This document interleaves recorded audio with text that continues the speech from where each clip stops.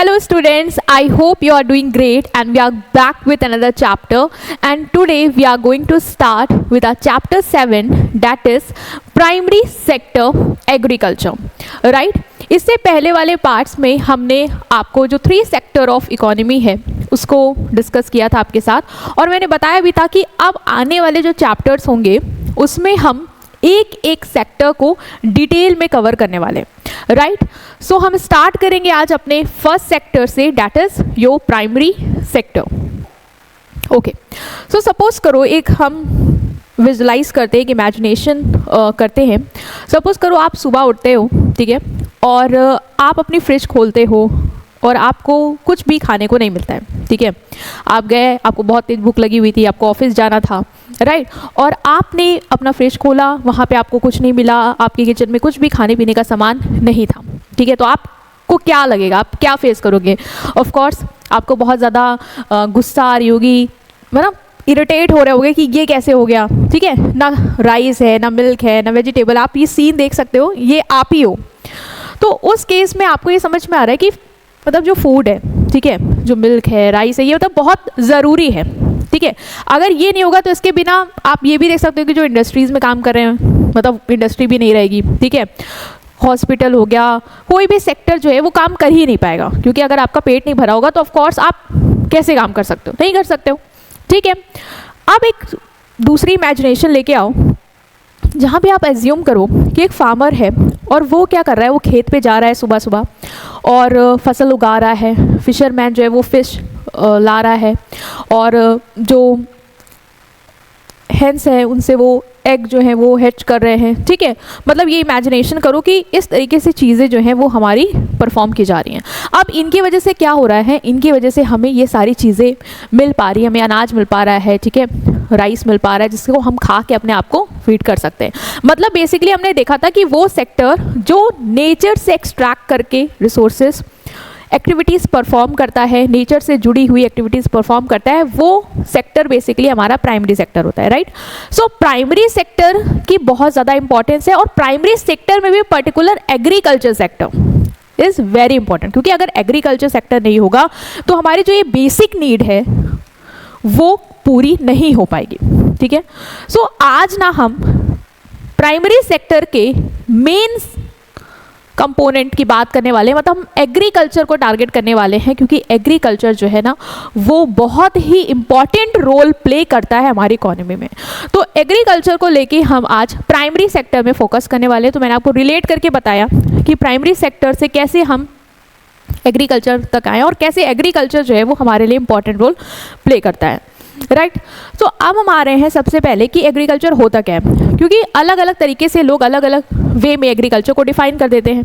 अगर हम literal meaning देखें, बेसिकली जो आपकी डिक्शनरी मीनिंग होगी उसमें जो एग्रीकल्चर को डिफाइन करते हैं वो हम ये कह देते हैं सिंपली कि एग्रीकल्चर मतलब production of crops and rearing of life stock, मतलब पशु कहते नहीं, पशुपालन करना, ठीक है, वो और खेती बाड़ी, इसको ही हम बेसिकली क्या कहेंगे, एग्रीकल्चर। अगर आप क्रॉप उगा रहे हो या जानवरों को पालते हो, ठीक है, तो हम कहेंगे कि आप एग्रीकल्चर एक्टिविटी में लगे हुए हो, ठीक है। इसके अलावा अगर हम जनरली बोले कि क्या मतलब, जो साधारण नॉर्मल लोग बोलते रहते हैं डेली लाइफ में, वो ये बोलते हैं कि एग्रीकल्चर बेसिकली क्या है, खेती बाड़ी, ठीक है। अगर आप क्रॉप का कल्टीवेशन कर रहे हो, that's mean you are doing agriculture. कहते हैं कि मेरा दोस्त एग्रीकल्चर करता है, मतलब वो खेती करता है, ठीक है, वीट राइस कुछ भी उगाता है, ठीक है। तो वो हम कह देंगे कि जनरल जो साधारण भाषा में बोलते हैं कि एग्रीकल्चर वो होता है। लेकिन इकोनॉमिक्स में हम क्या कहेंगे कि एग्रीकल्चर पर्टिकुलरली क्या है यहाँ पे, ठीक है, उसका मतलब क्या है एग्रीकल्चर से। तो अगर हम ब्रॉड या मॉडर्न मीनिंग की बात करें तो एग्रीकल्चर क्या है, एग्रीकल्चर फार्मिंग है, बेसिकली यहाँ पे कल्टीवेशन ऑफ क्रॉप है और रियरिंग ऑफ लाइफ स्टॉक है, मतलब पशुपालन भी है। बट इसके अलावा एग्रीकल्चर से और भी जुड़ी हुई एक्टिविटीज़ हैं जो भी हम एग्रीकल्चर में इंक्लूड करेंगे, डेट इज़ डेयरिंग, जैसे मिल्क का प्रोडक्शन करना, ठीक है, poultry fishery, bee keeping, piggery, ये सब भी जो एग्रीकल्चर से जुड़ी हुई एक्टिविटीज़ हैं इनको भी हम इसमें इंक्लूड करेंगे। तो मतलब आप सिर्फ नैरो एस्पेक्ट पे ये नहीं कहोगे कि एग्रीकल्चर मतलब सिर्फ खेतीबाड़ी, नहीं, खेतीबाड़ी के अलावा और भी एक्टिविटीज़ हैं जो एग्रीकल्चर का पार्ट बनती है, क्योंकि ये भी नेचर से जुड़ी हुई हैं, ठीक है। As agriculture is a part of primary sector, similarly these activities are also related to the nature, so इनको भी हम एग्रीकल्चर में इंक्लूड करते हैं और हम बोलते हैं ये उससे जुड़ी हुई एक्टिविटीज़ हैं, ठीक है। तो मॉडर्न मीनिंग में हम इनको भी इंक्लूड करेंगे। तो अगर आपसे कोई भी कहता है कि सिर्फ cultivation of crops he agriculture है, सो यू कैन से कि नहीं, एग्रीकल्चर में apart from cultivation of crop और भी एक्टिविटीज़ इन्वॉल्व होती हैं और वो हमने यहाँ पे डिस्कस कर ली, ठीक है। सो ये हो गया कि ठीक है, हमें ये क्लियर हो गया कि एग्रीकल्चर का मतलब क्या है। अब हमारा आता है टॉपिक यहाँ पे कि एग्रीकल्चर सेक्टर, जैसे हमने बोला कि जो एग्रीकल्चर है वो प्राइमरी सेक्टर का पार्ट है और प्राइमरी सेक्टर में एग्रीकल्चर बहुत इंपॉर्टेंट रोल प्ले करता है, जो कि हमने एक सिचुएशन से भी देखा कि अगर हम सुबह उठते हैं और हमारे पास खाने को कुछ नहीं होगा तो ऑफकोर्स हम बाकी कोई भी चीज़ें नहीं कर पाएंगे, मतलब कोई भी सेक्टर उसके बिना सर्वाइव कर ही नहीं सकता, राइट। सो एग्रीकल्चर का जो कंट्रीब्यूशन है ना वो हमारी कंट्री में, हमारी इकोनॉमी में बहुत मेजर है, बहुत ही इंपॉर्टेंट है।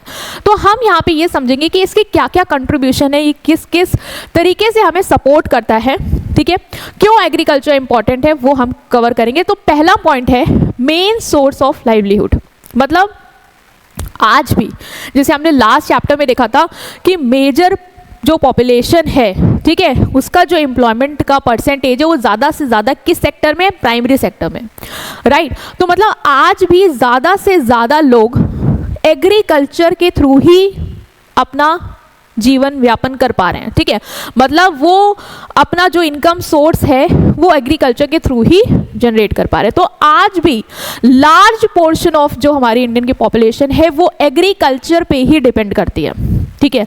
तो ऐसा नहीं है कि ये सेक्टर इस एरिया में कहीं पीछे है, बहुत आगे है, ठीक है। At the time of independence, अगर हम इंडिपेंडेंस की बात करें जो आपके बुक में परसेंटेज वगैरह दी है, तो उसने ये शो किया है कि मतलब 72% पॉपुलेशन उस टाइम पे एंगेज थी। और इवन 2019 का जो डेटा उन्होंने दिया है उस पर भी उन्होंने बोला कि 43%, और आज भी, इवन आज भी ज़्यादा परसेंटेज ऑफ पॉपुलेशन जो है वो एग्रीकल्चर सेक्टर में है। तो मतलब एग्रीकल्चर सेक्टर का contribution in term of employment बहुत ज़्यादा है, ठीक है। दूसरा, एग्रीकल्चर सेक्टर की दूसरी इंपॉर्टेंस ये है कि इसका अच्छा खासा कंट्रीब्यूशन हमारी जीडीपी में भी है। जीडीपी हमने इससे लास्ट वाले चैप्टर में देखा था कि जो भी total production of good and services है हमारा इकॉनमी में, उसमें भी एग्रीकल्चर अच्छा खासा क्या कर रहा है, कंट्रीब्यूशन देता है, ठीक है। 1950 से 1951 का जो डेटा आपको मेंशन है उसमें उसका परसेंटेज कंट्रीब्यूशन 50% से ज़्यादा है, मतलब 51.9% है जीडीपी। और इवन 2019 और 20 का जो डेटा वो भी शो कर रहा है कि 16% है। और स्टूडेंट्स, हमने वहाँ पे देखा था कि ये तो हमें दिख रहा है कि जीडीपी में इसका कंट्रीब्यूशन डिक्लाइन हुआ है इन कंपैरेटिव टू 1950s, बट आप एक बात याद रखना, इसका कंट्रीब्यूशन इसीलिए डिक्लाइन हुआ है क्योंकि बाकी दो सेक्टर का कंट्रीब्यूशन बढ़ गया, वो दो सेक्टर ज़्यादा तेज़ी से ग्रो कर गए इस वजह से।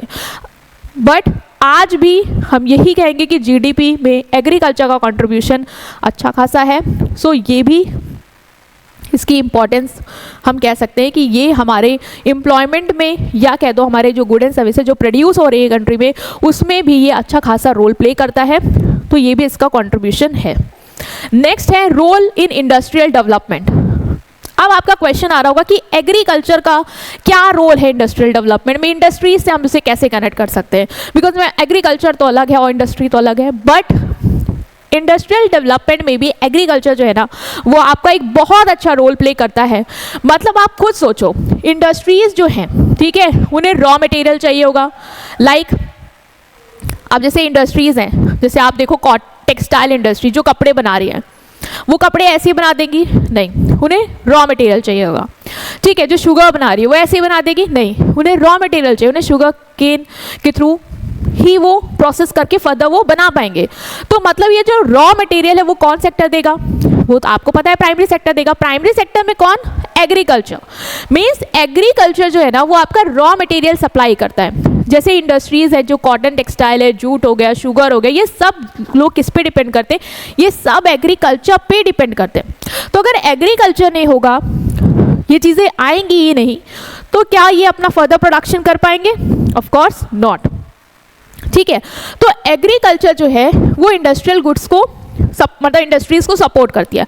दूसरा पॉइंट ये याद रखना आपको कि सिर्फ ये रॉ मटेरियल ही नहीं देती है, बल्कि ये उनको मार्केट भी प्रोवाइड करती है। नाउ द क्वेश्चन कम कि मार्केट कैसे प्रोवाइड करती है। अब आप खुद सोचो कि जो इंडस्ट्रीज गुड्स बना रही हैं, ठीक है, जैसे सोप बना रही है, ठीक है, मशीन्स बना रही है, टूल्स बना रही है, तो क्या फार्मर्स जो हैं वो इंसान नहीं है? क्या वो ये सब चीज़ें नहीं यूज़ करते होंगे? Of course they use that. तो अगर वो एग्रीकल्चर से इनकम कमाएंगे, पैसा आएगा, तो वो भी तो इंडस्ट्री से सामान खरीदेंगे जो वो मैन्युफैक्चर कर रहे हैं। तो मतलब ये उनके लिए एक मार्केट भी फॉर्म कर रहे हैं। ठीक है, तो when agriculture income rise, demand for cloth, shop, television, motorcycle, ये सब बढ़ती है। तो एग्रीकल्चर सेक्टर ना ही सिर्फ रॉ मटेरियल देता है इंडस्ट्रीज को, बट एक मार्केट भी उन्हें प्रोवाइड करता है। तो हमारा एग्रीकल्चर का जो कंट्रीब्यूशन है टू इंडस्ट्रियल सेक्टर वो भी है। ठीक है, नेक्स्ट जो इसकी इंपॉर्टेंस है, थर्ड है, फोर्थ है। ठीक है, ये एक ज़्यादा हो गया है, उसको आप इग्नोर करना। नेक्स्ट जो इसकी इंपॉर्टेंस है वो है importance of foreign trade. Foreign trade में भी एग्रीकल्चर का अच्छा खासा कंट्रीब्यूशन है। आपको पता है कि हमारे यहाँ से काफ़ी चीज़ें, एग्रीकल्चर प्रोडक्ट्स जो है वो बाहर एक्सपोर्ट किए जाते हैं, चाहे वो रॉ फॉर्म में हो like wheat, rice and all, या फिर वो एग्रो बेस्ड प्रोडक्ट हो, मतलब उनमें थोड़ा बहुत काम किया गया हो थ्रू द इंडस्ट्रीज, जैसे कि चीज़ हो गया, बटर हो गया, एकदम रॉ फॉर्म में नहीं है, उस पर प्रोसेसिंग करके फर्दर हमने एक्सपोर्ट किया।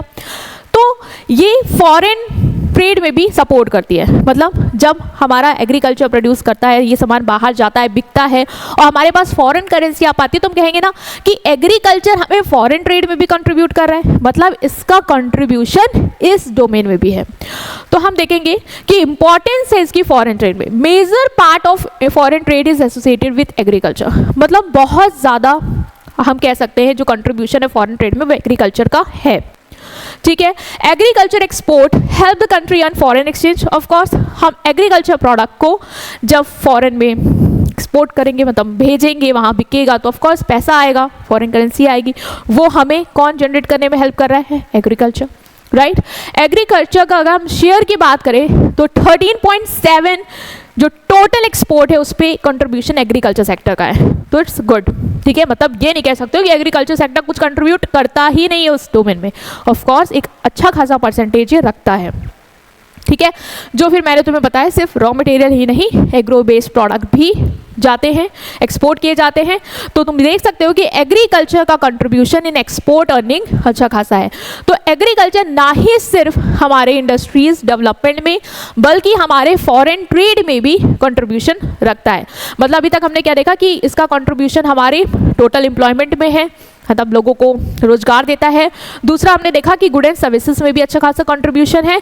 तीसरा इंडस्ट्रीज को सपोर्ट करता है, और फोर्थ हमने इसका कंट्रीब्यूशन फॉरेन ट्रेड में देखा है। नेक्स्ट अगर हम बात करें और क्या कंट्रीब्यूशन है हमारे एग्रीकल्चर का, किस डोमेन में, किस सेक्टर में, so we can say that the next point is supply of food grains. Supply of food grains मतलब क्या? मतलब दे प्रोड्यूस, ठीक है, अब ये प्रोड्यूस कर रहे हैं अनाज, तो ये जाएगा कहाँ? ये कंट्री में बटेगा।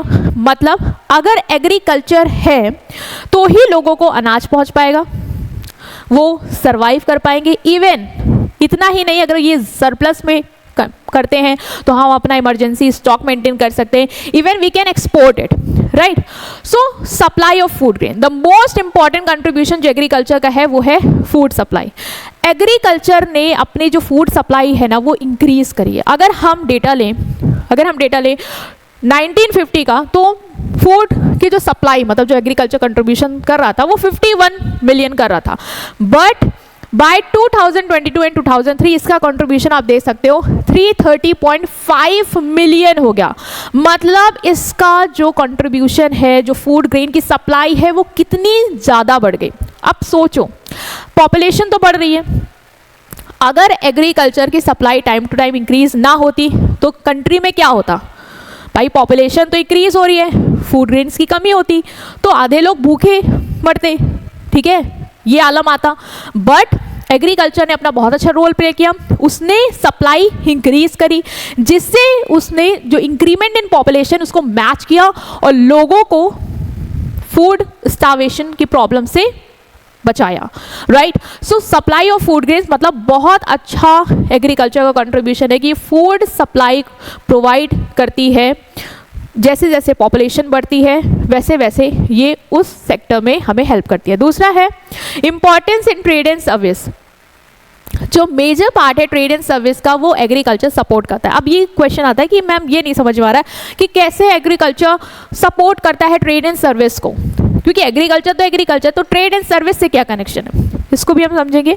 देखो टर्शरी सेक्टर क्या होता है, हमने डिस्कस किया था, ये वो सेक्टर होता है जो हमें सर्विसेज प्रोवाइड करता है, चाहे वो बैंकिंग की हो, ठीक है, चाहे वो इंश्योरेंस की हो, चाहे वो ट्रांसपोर्टेशन की हो, चाहे वो वेयर हाउस की हो, राइट।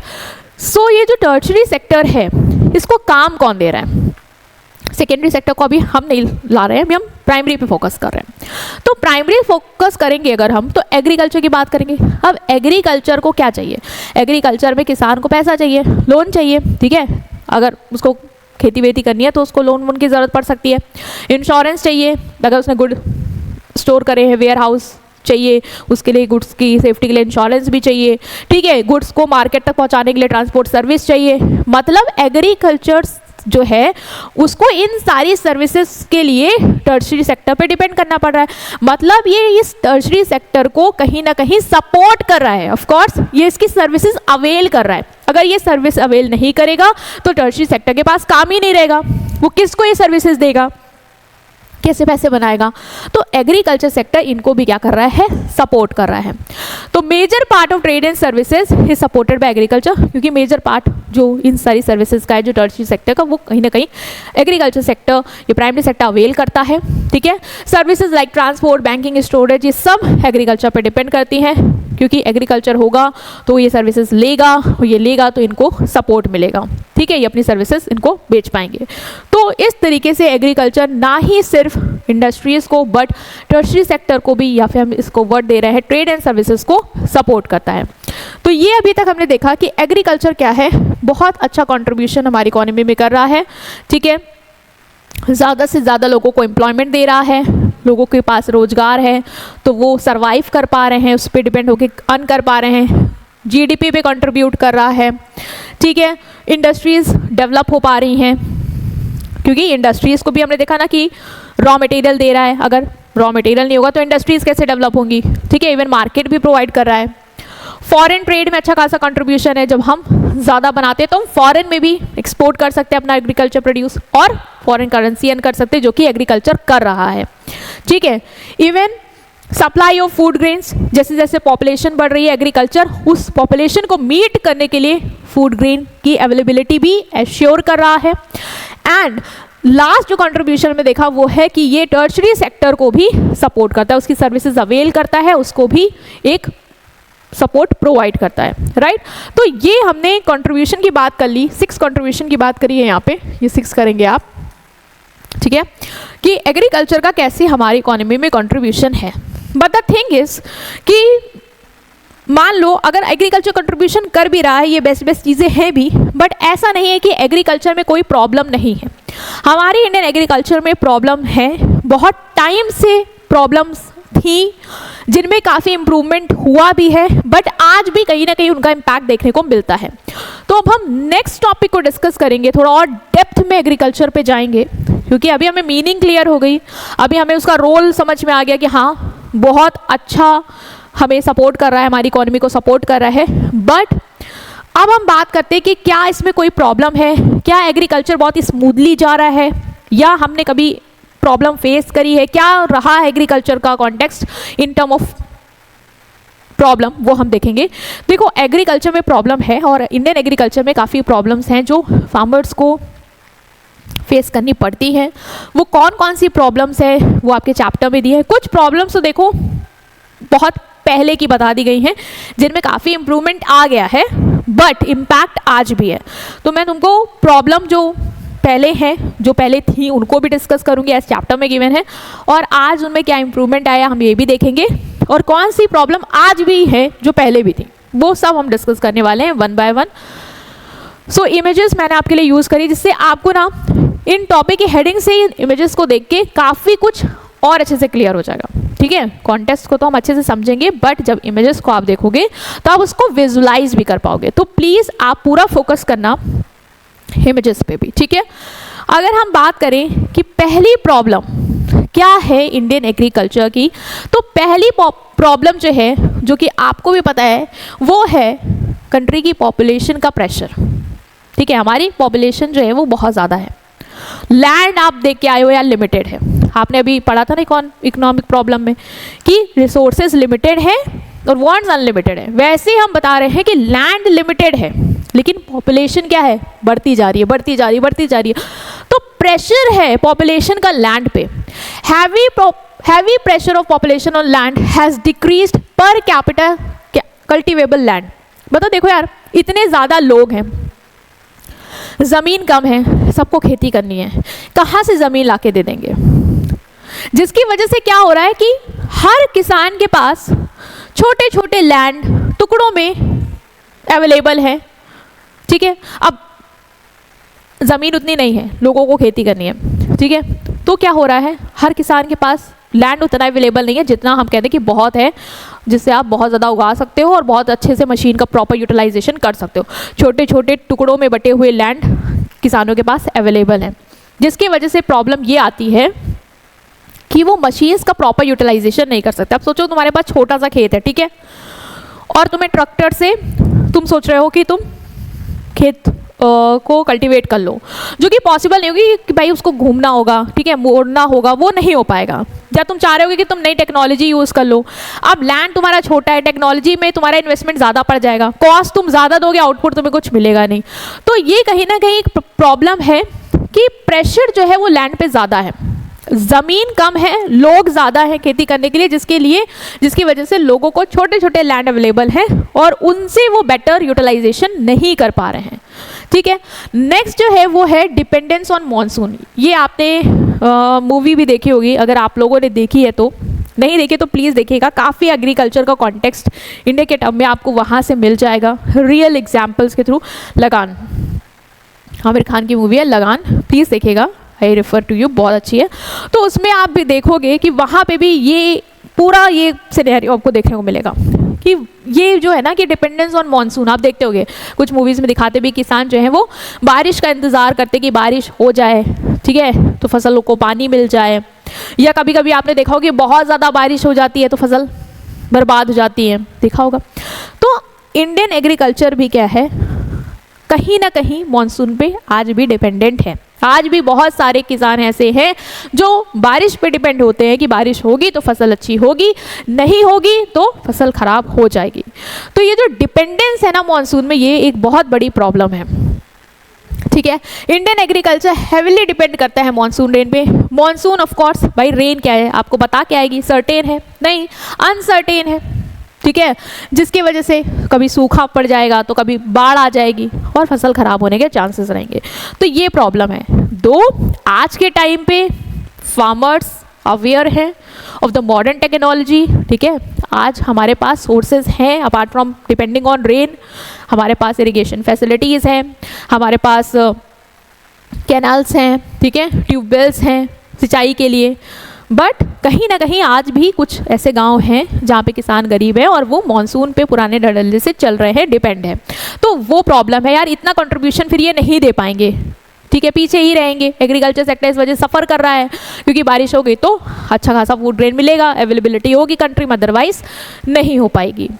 नेक्स्ट जो है वो है डिफेक्टिव लैंड रेवेन्यू सिस्टम। देखो ये ना पहले का टर्म है, पहले का हम कह देंगे हेडिंग है, क्योंकि आज ऐसा नहीं है कि लैंड रेवेन्यू सिस्टम डिफेक्टिव, आज जमींदार सिस्टम नहीं है, एबॉलिश हो चुका है।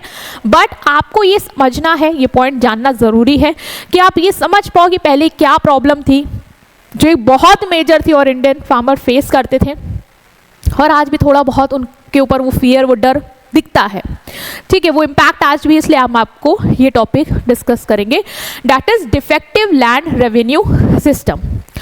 पहले क्या होता था, जो किसान होते थे ना, उनके पास खुद की ज़मीन नहीं होती। पहले ज़मींदारी सिस्टम होता, जिसमें जो ज़मींदार होता था ना, वो अपनी ज़मीन पे किसानों से खेती कराता था और उन पे प्रेशर डालता था। मतलब खेत है, वो खुद नहीं खेती करता था, वो किसान को बोलता था मेरे खेत पे खेती करो, ठीक है, और उनसे लगान वसूलता था, बोल देता था इतना होना चाहिए, अगर नहीं होगा, ठीक है, इतना फसल नहीं होगी तो हम तुमको मतलब एक्सप्लॉइट करेंगे, एक तरीके से तुमसे लगान तो वसूलेंगे ही वसूलेंगे, चाहे तुम कमाओ चाहे ना कमाओ, चाहे फसल खराब हो चाहे आबाद हो, हमें कोई मतलब नहीं, इतना फिक्स्ड जो रेवेन्यू है वो हम तुमसे लेंगे ही लेंगे। तो फार्मर्स को ना एक फियर रहता था कि मतलब अगर फसल उगी तो ठीक है, और नहीं उग पाई तो भी हमको पैसे तो लाके उनको कहीं ना कहीं से देने होंगे, जिससे फार्मर डरा हुआ होता था, उसका मन नहीं लगता था खेती में। और जब खेत अपना नहीं फील होता है तो इंसान अपना बेस्ट भी नहीं देता था, ठीक है। तो ये प्रॉब्लम फेस करते थे किसान उस टाइम पे कि डिफेक्टिव लैंड रेवेन्यू सिस्टम था। लैंड रेवेन्यू सिस्टम जो चल रहा था, जमींदारी सिस्टम था, वो बहुत ही डिफेक्टिव था, ठीक है। वहाँ पे किसानों का एक्सप्लॉयटेशन हो रहा था, ज़मींदार जो है वो लगान वसूल रहे थे, उनसे फिक्स्ड अमाउंट वसूल रहे थे, चाहे खेती हुई हो, फसल उगी हो ना उगी, उनको कोई मतलब नहीं था। किसानों को एक बोझा था उनके ऊपर कि उनको रिटर्न बैक करना ही करना है, उनका एक्सप्लॉयटेशन सही उनको वापस भी नहीं देना, ठीक है, जितना फसल उगाई उसका हिस्सा भी उनको नहीं देना। तो ये सब चीज़ें थी जिससे फार्मर्स को बहुत ज़्यादा प्रॉब्लम हो रही थी, उनको लैंडलॉर्ड से वो दबे हुए फील कर रहे थे, ठीक है। तो ये उस टाइम की प्रॉब्लम है, बट एक मेजर प्रॉब्लम थी जो इंडियन फार्मर्स फेस करते थे, ठीक है। मेहनत करने के बाद भी उन्हें कुछ नहीं मिलता था और इवन देना पड़ जाता था जब रिजल्ट उतना अच्छा नहीं आता था, देन टू, ठीक है। नेक्स्ट है प्रॉब्लम ऑफ अनइकोनॉमिक होल्डिंग। बहुत सारे लैंड जो हमने अभी पढ़ भी लिया है पॉइंट, उस टाइम की भी बात है और आज भी है, बहुत सारे लैंड ऐसे हैं जो छोटे छोटे टुकड़ों में बटे हुए हैं, ठीक है, और छोटे हैं।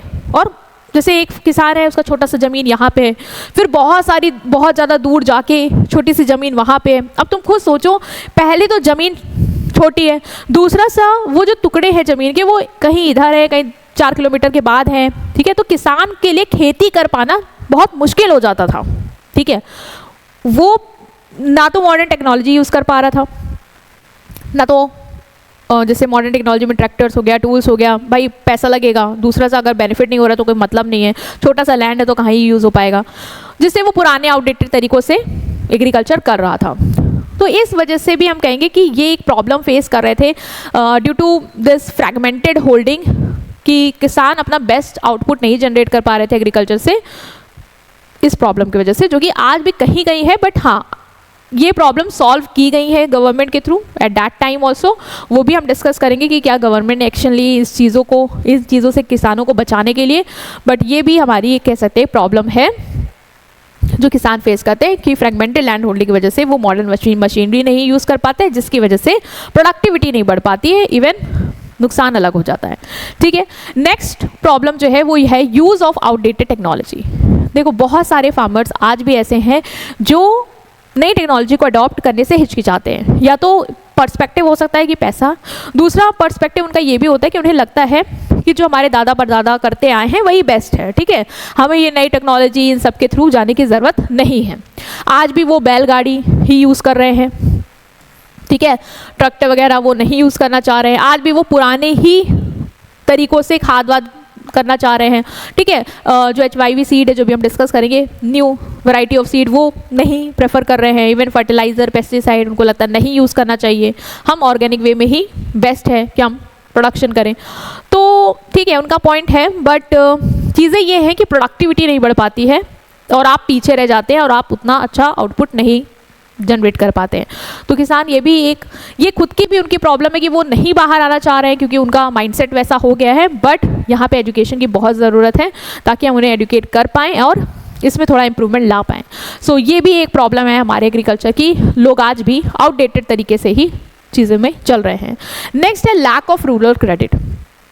नेक्स्ट पॉइंट है, अगर कोई किसान मान लो चाहता भी है कि हम टेक्नोलॉजी ले आएँ, हम नए वे में काम करें, तो भाई पैसा चाहिए होगा, ठीक है। और पैसे के लिए जो प्रॉब्लम उसको फेस करनी पड़ती है वो यही है कि क्रेडिट नहीं मिल पाता, लोन नहीं मिल पाता, ठीक है। जो इंस्टीट्यूशंस हैं उनसे उतने आसानी तरीके से लोन नहीं मिल पाता है, पेपर वर्क ज़्यादा होता है, जिससे वो उनको लगता है कि यार नहीं, बड़ा झंझट है और हमें इस सब में नहीं फंसना है। तो किसानों के लिए बेटर ऑप्शन क्या होता है, वो सोचते हैं कि जो मनी लैंडर्स हैं, ठीक है, जो गांव में जैसे मनी लैंडर्स होते हैं, इन्हें क्या बोलते हैं, महाजन नहीं, एक वर्ड होता है याद नहीं आ रहा है, आप बताना क्या होता है। ये वो लोग होते हैं जिनके पास अच्छा खासा पैसा होता है और प्रोवाइड कर सकते हैं, किसानों को मदद कर देते हैं, लेकिन ये मदद करने के पर्सपेक्टिव से मदद नहीं करते, ये अपना बनाने के, मोटा पैसा बनाने के उससे मदद करते हैं, मतलब ज़्यादा इंटरेस्ट चार्ज करते हैं किसानों से और उनको एक्सप्लॉइट करते हैं। तो फार्मर्स क्या करते थे, मनी लेंडर्स के पास चले जाते थे और ये मनी लेंडर्स कहीं ना कहीं उनका एक्सप्लॉयटेशन करते हैं, high rate of interest charge करना, ठीक है, और उनके मान लो खेतों पे फिर कब्जा कर लेना, उस तरीके से उनको एक्सप्लॉइट करना अगर वो पैसा ना दे पाए, इंटरेस्ट ना दे पाए टाइम पे। तो ये सारी प्रॉब्लम भी किसान फेस करते हैं, फार्मर फेस करते थे, बट अब तो काफ़ी इम्प्रूवमेंट आया है, बट आज भी ये प्रॉब्लम कहीं ना कहीं हमें देखने को मिलती है हमारे एग्रीकल्चर सेक्टर में कि फार्मर जो है वो बैंक वगैरह से बचते हैं आज भी पेपर वर्क की वजह से, या उनको लगता है कि बहुत ज़्यादा डॉक्यूमेंटेशन ये सब लगेगा और झंझट है, समय बहुत लगेगा, इससे अच्छा हम जाके महाजन से ज़्यादा ब्याज पे ले लेते हैं और अपना काम शुरू कर देते हैं। बट ये प्रॉब्लम है कि रूरल क्रेडिट उन्हें अवेलेबल नहीं हो पाता। नेक्स्ट है इनएडिक्वेट मार्केटिंग फैसिलिटी। इनएडिक्वेट मार्केटिंग फैसिलिटी मतलब कि फार्मर्स जो हैं अगर वो प्रोड्यूस कर भी लेते हैं, एग्रीकल्चर प्रोड्यूस है भी उनके पास, ठीक है, क्रॉप प्रोड्यूस कर भी लेते हैं, देन टू उनको आज भी कहीं ना कहीं मार्केट नहीं उतनी अच्छी मिल पाती जहाँ पे वो अपना जो प्रोड्यूस है उसको फेयर प्राइस पे सेल आउट कर पाएँ, ठीक है। वो कहीं ना कहीं आज मार्केट को लेके भी स्ट्रगल करते रहते हैं, जिसकी वजह से क्या प्रॉब्लम होता है, देखो पहले तो हो सकता है मार्केट दूर हो, साधन ना हो वहाँ तक जाने का, तो फार्मर्स को लगता है कि ठीक है जो बिचौलिए हैं, जो इंटरमीडिएटरीज हैं काम करते हैं, उनको हम बेच देते हैं, वो फर्दर बेचेंगे अपना जाके। बट ये जो बीच वाले इंटरमीडिएटरीज होते हैं वो करते ये हैं कि फार्मर्स से सस्ते में ले लेते हैं अनाज और मार्केट में शहरों में जाके उसको बहुत महंगे रेट पे बेच देते हैं। तो फ़ायदा जो फार्मर को होना चाहिए था वो उसको नहीं होता, वो किसको हो जाता है, बिचौलियों को हो जाता है, जिसकी वजह से फार्मर्स का क्या हो रहा है, एक्सप्लॉयटेशन हो रहा है। तो ये भी प्रॉब्लम है कि बहुत सारे गांव भी ऐसे आज भी हैं कि फार्मर्स को सही मार्केट नहीं मिल पाती है, मार्केट उतनी डेवलप नहीं होती है, मार्केट बहुत दूर होती है, तो वो इंटरमीडिएटरीज पे डिपेंड करते हैं। पहले तो ये बहुत ज़्यादा थी, बट आज टाइम पे सरकार है, सरकार को आप बेच सकते हैं, प्रॉब्लम कम हुई है, बट कहीं ना कहीं प्रॉब्लम आज भी सस्टेन करती है, तो हम उसको कवर कर रहे हैं, ठीक है। Lack of proper market transportation facility की वजह से या तो भाई सामान वो सड़ाएं या तो फिर कम दाम पे इंटरमीडिएट्स को बेच दें, जो मिल रहा है उसमें गुजारा कर लें, यही रास्ता इन दोनों के पास रह जाता है। नेक्स्ट जो प्रॉब्लम है वो है लैक ऑफ स्टोरेज फैसिलिटीज। अब मान लो फसल अच्छी हो भी गई, ठीक है, फसल अच्छी हो गई, बहुत ज़्यादा एग्रीकल्चर प्रोड्यूस हो गया, देन टू किसानों को एक और प्रॉब्लम फेस करने को मिल जाती है, वो ये है कि अब गुड स्टोर कहाँ पे करें, ठीक है। स्टोरेज फैसिलिटी उतनी अवेलेबल नहीं है, कहीं कहीं है, कहीं कहीं नहीं है आज भी अवेलेबल, तो किसान क्या करते हैं, सस्ते दाम पे मार्केट में वो चीज़ बेच देते हैं, दो उनको उसका अच्छा दाम मिल सकता था जब उसकी अच्छी मार्केट आती, बट सिंस नहीं है, गुड ज़्यादा बन गया है, सड़े उसको चूहे खाएं, इंसेक्ट्स खाएं, इससे अच्छा उनको लगता है कि यार उसको कम रेट पे ही चलो निकाल देते हैं, बेच देते हैं, ठीक है। तो ये भी प्रॉब्लम है कि उनको अच्छी स्टोरेज फैसिलिटी अवेलेबल नहीं है। Farmer can not store their crop for long time क्योंकि सफिशिएंट स्टोरेज फैसिलिटी नहीं है, लाइक बहुत सारे अभी गांव ऐसे भी हैं जहाँ पे कोल्ड स्टोरेज वेयर हाउस नहीं अवेलेबल है, जिसकी वजह से भाई उनके पास रास्ता ये रहता है कि लो प्राइस पे जो भी प्रोड्यूसर्स को बेच दें, ठीक है। और यही रास्ता इसलिए भी है क्योंकि अगर नहीं बेचेंगे तो वो ऑलरेडी वो स्पॉइल होना ही होना है, ठीक है, सड़ा रखे रखे सड़ जाएगा, इससे अच्छा ये देखो, ये इमेज में आप देख सकते हो, ये अनाज है, ये सड़ रहा है, उनको लग रहा है कि प्रॉब्लम है एंड दैट्स वाई डिसाइडिंग कि हम इसको लो प्राइस में सेल आउट कर देंगे। और ये आप देख सकते हैं कि इंटरमीडिएटरीज हैं जो किसानों से ले रहे हैं और महंगे दाम पे मार्केट में बेच रहे हैं, बट उनको सस्ते दाम से उनसे ले रहे हैं, मतलब उनका एक्सप्लॉयटेशन कर रहे हैं, ठीक है। Next point is conservative outlook of farmers. ये आज भी है कि बहुत सारे फार्मर्स का हमने देखा भी कि आउटडेटेड टेक्नोलॉजी नहीं एक्सेप्ट करना चाह रहे, क्योंकि उनका एक माइंडसेट बन गया है कि जो पुराने तरीके हैं वही बेस्ट है, ठीक है, जो हमारे पूर्वज करते आ रहे हैं वही बेस्ट है। ये इसलिए भी है क्योंकि एजुकेशन की कमी है, ठीक है, उनको इतना लिटरेट नहीं किया जा रहा है, इस वजह से उनको इन्फॉर्मेशन नहीं है, इस वजह से वो पीछे हैं, आज भी उसी विचार में सोच रहे हैं। शायद उनको अगर समझाया जाए, उनको ट्रेन किया जाए तो ये पर्सपेक्टिव बदलेगा उनका, ठीक है। तो ये अनएजुकेटेड है, इलिटरेट है, सुपरस्टिशियस बिलीव है, पुराने विचार है कि ऐसे ही होता है, ऐसे ही अच्छा है। इस वजह से फार्मर्स क्या कर रहे हैं, नई टेक्नोलॉजी को एक्सेप्ट करने से मना कर देते हैं, रेसिस्ट करते हैं कि नहीं, हमें न्यू टेक्नोलॉजीज़ को नहीं अडॉप्ट करना है, ठीक है। और उस वजह से वो आउटडेटेड या ट्रेडिशनल मेथड से ही फार्मिंग करना प्रेफर करते हैं। और ये एटीट्यूड जो है ना, वो बहुत ही बड़ा हर्डल है मॉडर्नाइजेशन के टुवर्ड, क्योंकि अगर आप मॉडर्नाइज नहीं करेंगे, मतलब एग्रीकल्चर में मॉडर्न मशीन, मॉडर्न टूल्स नहीं यूज़ करेंगे, तो आप कितना कंट्रीब्यूशन कर पाएंगे हमारी इकोनॉमी में? नहीं कर पाएंगे, ठीक है। आप हो सकता है बस अपने तक ले बनाइए, बाकी लोगों का क्या होगा, पॉपुलेशन का क्या होगा, वो हमें बेटर आउटकम नहीं देखने को मिल पाएगा। तो ये प्रॉब्लम है एग्रीकल्चर की कि आज भी विचारधारा पुरानी ही है, जिसकी वजह से किसान न्यू टेक्नोलॉजीज़ पे नहीं आ रहे हैं। तो प्रॉब्लम्स हमने पहले देखी कि लैंड पे प्रेशर बहुत है, ठीक है, क्योंकि भाई पॉपुलेशन ज़्यादा है, ज़मीन तो लिमिटेड है, सब लोग को खेती करनी है अगर, तो कितने लोग को कितनी कितनी ज़मीन मिल जाएगी? ज़्यादा से ज़्यादा तो मिलेगी नहीं, छोटे छोटे टुकड़ों में मिलेगी। अब जब छोटे छोटे टुकड़ों में मिलेगी तो भाई मॉडर्न मशीन यूज़ कर पाना इतना पॉसिबल नहीं हो पाएगा आपके लिए, ठीक है। छोटी सी ज़मीन में ट्रैक्टर आप नहीं घुमा पाएंगे, और मॉडर्न टेक्निक्स अगर आप यूज़ भी करोगे, पैसा भी लगा दोगे, और छोटे समय कितना उगा लोगे, फालतू का हो जाएगा आपके लिए कॉस्ट बढ़ाना। तो वो एक प्रेशर जो है पॉपुलेशन का लैंड पे, ये एक प्रॉब्लम है, ठीक है। दूसरा है मानसून पे डिपेंडेंस, आज भी कहीं ना कहीं कि मानसून पे, बारिश पे ही डिपेंड करते हैं। जो किसान नए तरीके से नहीं जाना चाह रहे हैं, तो भाई उनका तो आज भी है पुराना विचार कि हम बारिश का इंतज़ार कर लेंगे, तो ये भी प्रॉब्लम है। नेक्स्ट है लैंड रेवेन्यू सिस्टम, ये तो पहले का पॉइंट है, मतलब आज नहीं है, ये ज़मींदारी सिस्टम एबॉलिश हो चुका है, बट ये पहले का पॉइंट है कि उस टाइम पे किसानों के साथ ये होता था, तो एक प्रॉब्लम थी, ठीक है। अनइकोनॉमिक होल्डिंग, आज भी कहीं ना कहीं छोटे छोटे फार्म हैं लोगों के पास, मैंने भी देखे हैं, बहुत छोटे छोटे लैंड होते हैं जहाँ पे वो अच्छे से खेती नहीं, छोटा मोटा करके और बस घर का गुजारा ऐसा चल रहा है, ठीक है। आउटडेटेड टेक्नोलॉजी का यूज़ कर रहे हैं, जो कि हमने देखा लैक ऑफ अवेयरनेस, या फिर हम कहते हैं कि लैक ऑफ नॉलेज की वजह से है, एजुकेशन की कमी है, ट्रेनिंग की कमी है, उस वजह से, ठीक है। लैक ऑफ रूरल क्रेडिट नहीं मिलता, या मिलता भी है तो भाई उनको लगता है झंझट बहुत है, तो वो मनी लैंडर्स के थ्रू जाते हैं जो उनको एक्सप्लॉइट करते हैं, और आज भी हो रहा है। इनएडिक्वेट मार्केटिंग फैसिलिटी, मार्केट नहीं प्रॉपर मिल पाती, या तो मार्केट दूर है, ठीक है, या तो साधन नहीं है, तो उनको लगता है कि बिचौलियों को दे देते हैं, जो बीच वाले हैं, बिचवानी इंटरमीडिएटरीज, जो कि भाई उनको एक्सप्लॉइट करते हैं, क्योंकि सस्ते में लेते हैं और महंगे में बेचते हैं, तो फ़ायदा वो ले जाते हैं और किसान को जो मिलना होता है वो नहीं मिल पाता है। लैक ऑफ स्टोरेज फैसिलिटी, अब ज़्यादा उगा भी लिया तो स्टोर कहाँ करेंगे? बहुत सारी जगह है जहाँ कोल्ड स्टोरेज वगैरह फैसिलिटी नहीं अवेलेबल है, किसान को लगता है माल सड़ेगा, ठीक है, एग्रीकल्चर प्रोड्यूस खराब होगा, इससे अच्छा कम दाम पे बेच दो, तो भाई उनकी मेहनत का जो रिवॉर्ड मिलना था वो उतना नहीं मिल पाता, आज भी ये प्रॉब्लम है, ठीक है। और कंजर्वेटिव आउटलुक ऑफ फार्मर्स, आज मतलब अब देखो इतना तो आज नहीं कह देंगे कि है कि बहुत ही आउटलुक है, कंजर्वेटिव आउटलुक है, नहीं, अब तो काफ़ी बेटर इम्प्रूवमेंट हुआ है, क्योंकि जो नई जनरेशन आई है वो सब नए तरीक़ों से काम करना पसंद करती है, तो अब ये प्रॉब्लम इम्प्रूव हो रही है, गवर्नमेंट भी काफ़ी सपोर्ट कर रही है, बट कहीं ना कहीं कुछ जगह पे ये प्रॉब्लम आज भी है। तो हमने इसको देख लिया कि हमारी इंडियन एग्रीकल्चर में कौन कौन सी प्रॉब्लम्स हैं जो हम फेस करते हैं, ठीक है। ओके, नेक्स्ट हम बात करेंगे कि अगर एग्रीकल्चर में इतनी प्रॉब्लम है, ठीक है, किसानों को प्रॉब्लम हो रही है, यार मार्केट नहीं है सही, स्टोरेज हाउस नहीं है, तो सरकार क्या कर रही है? गवर्नमेंट ने क्या किया, उसने क्या स्टेप्स लिए एग्रीकल्चर को सपोर्ट करने के लिए? क्योंकि हम बोलते हैं ना इंडिया इज एग्रीकल्चर कंट्री, तो भाई एग्रीकल्चर को तो सपोर्ट करना पड़ेगा ना। तो गवर्नमेंट का क्या रोल रहा है इस सेक्टर में, क्या उसने स्टेप्स लिए, मेजर्स लिए चेंजेस लाने के लिए, वो हम डिस्कस करेंगे, ठीक है, क्योंकि ये इंपॉर्टेंट पॉइंट आता है यहाँ से कि गवर्नमेंट ने इस प्रॉब्लम को देखने के बाद कौन कौन से स्टेप्स लिए हैं या ले रही है, ठीक है।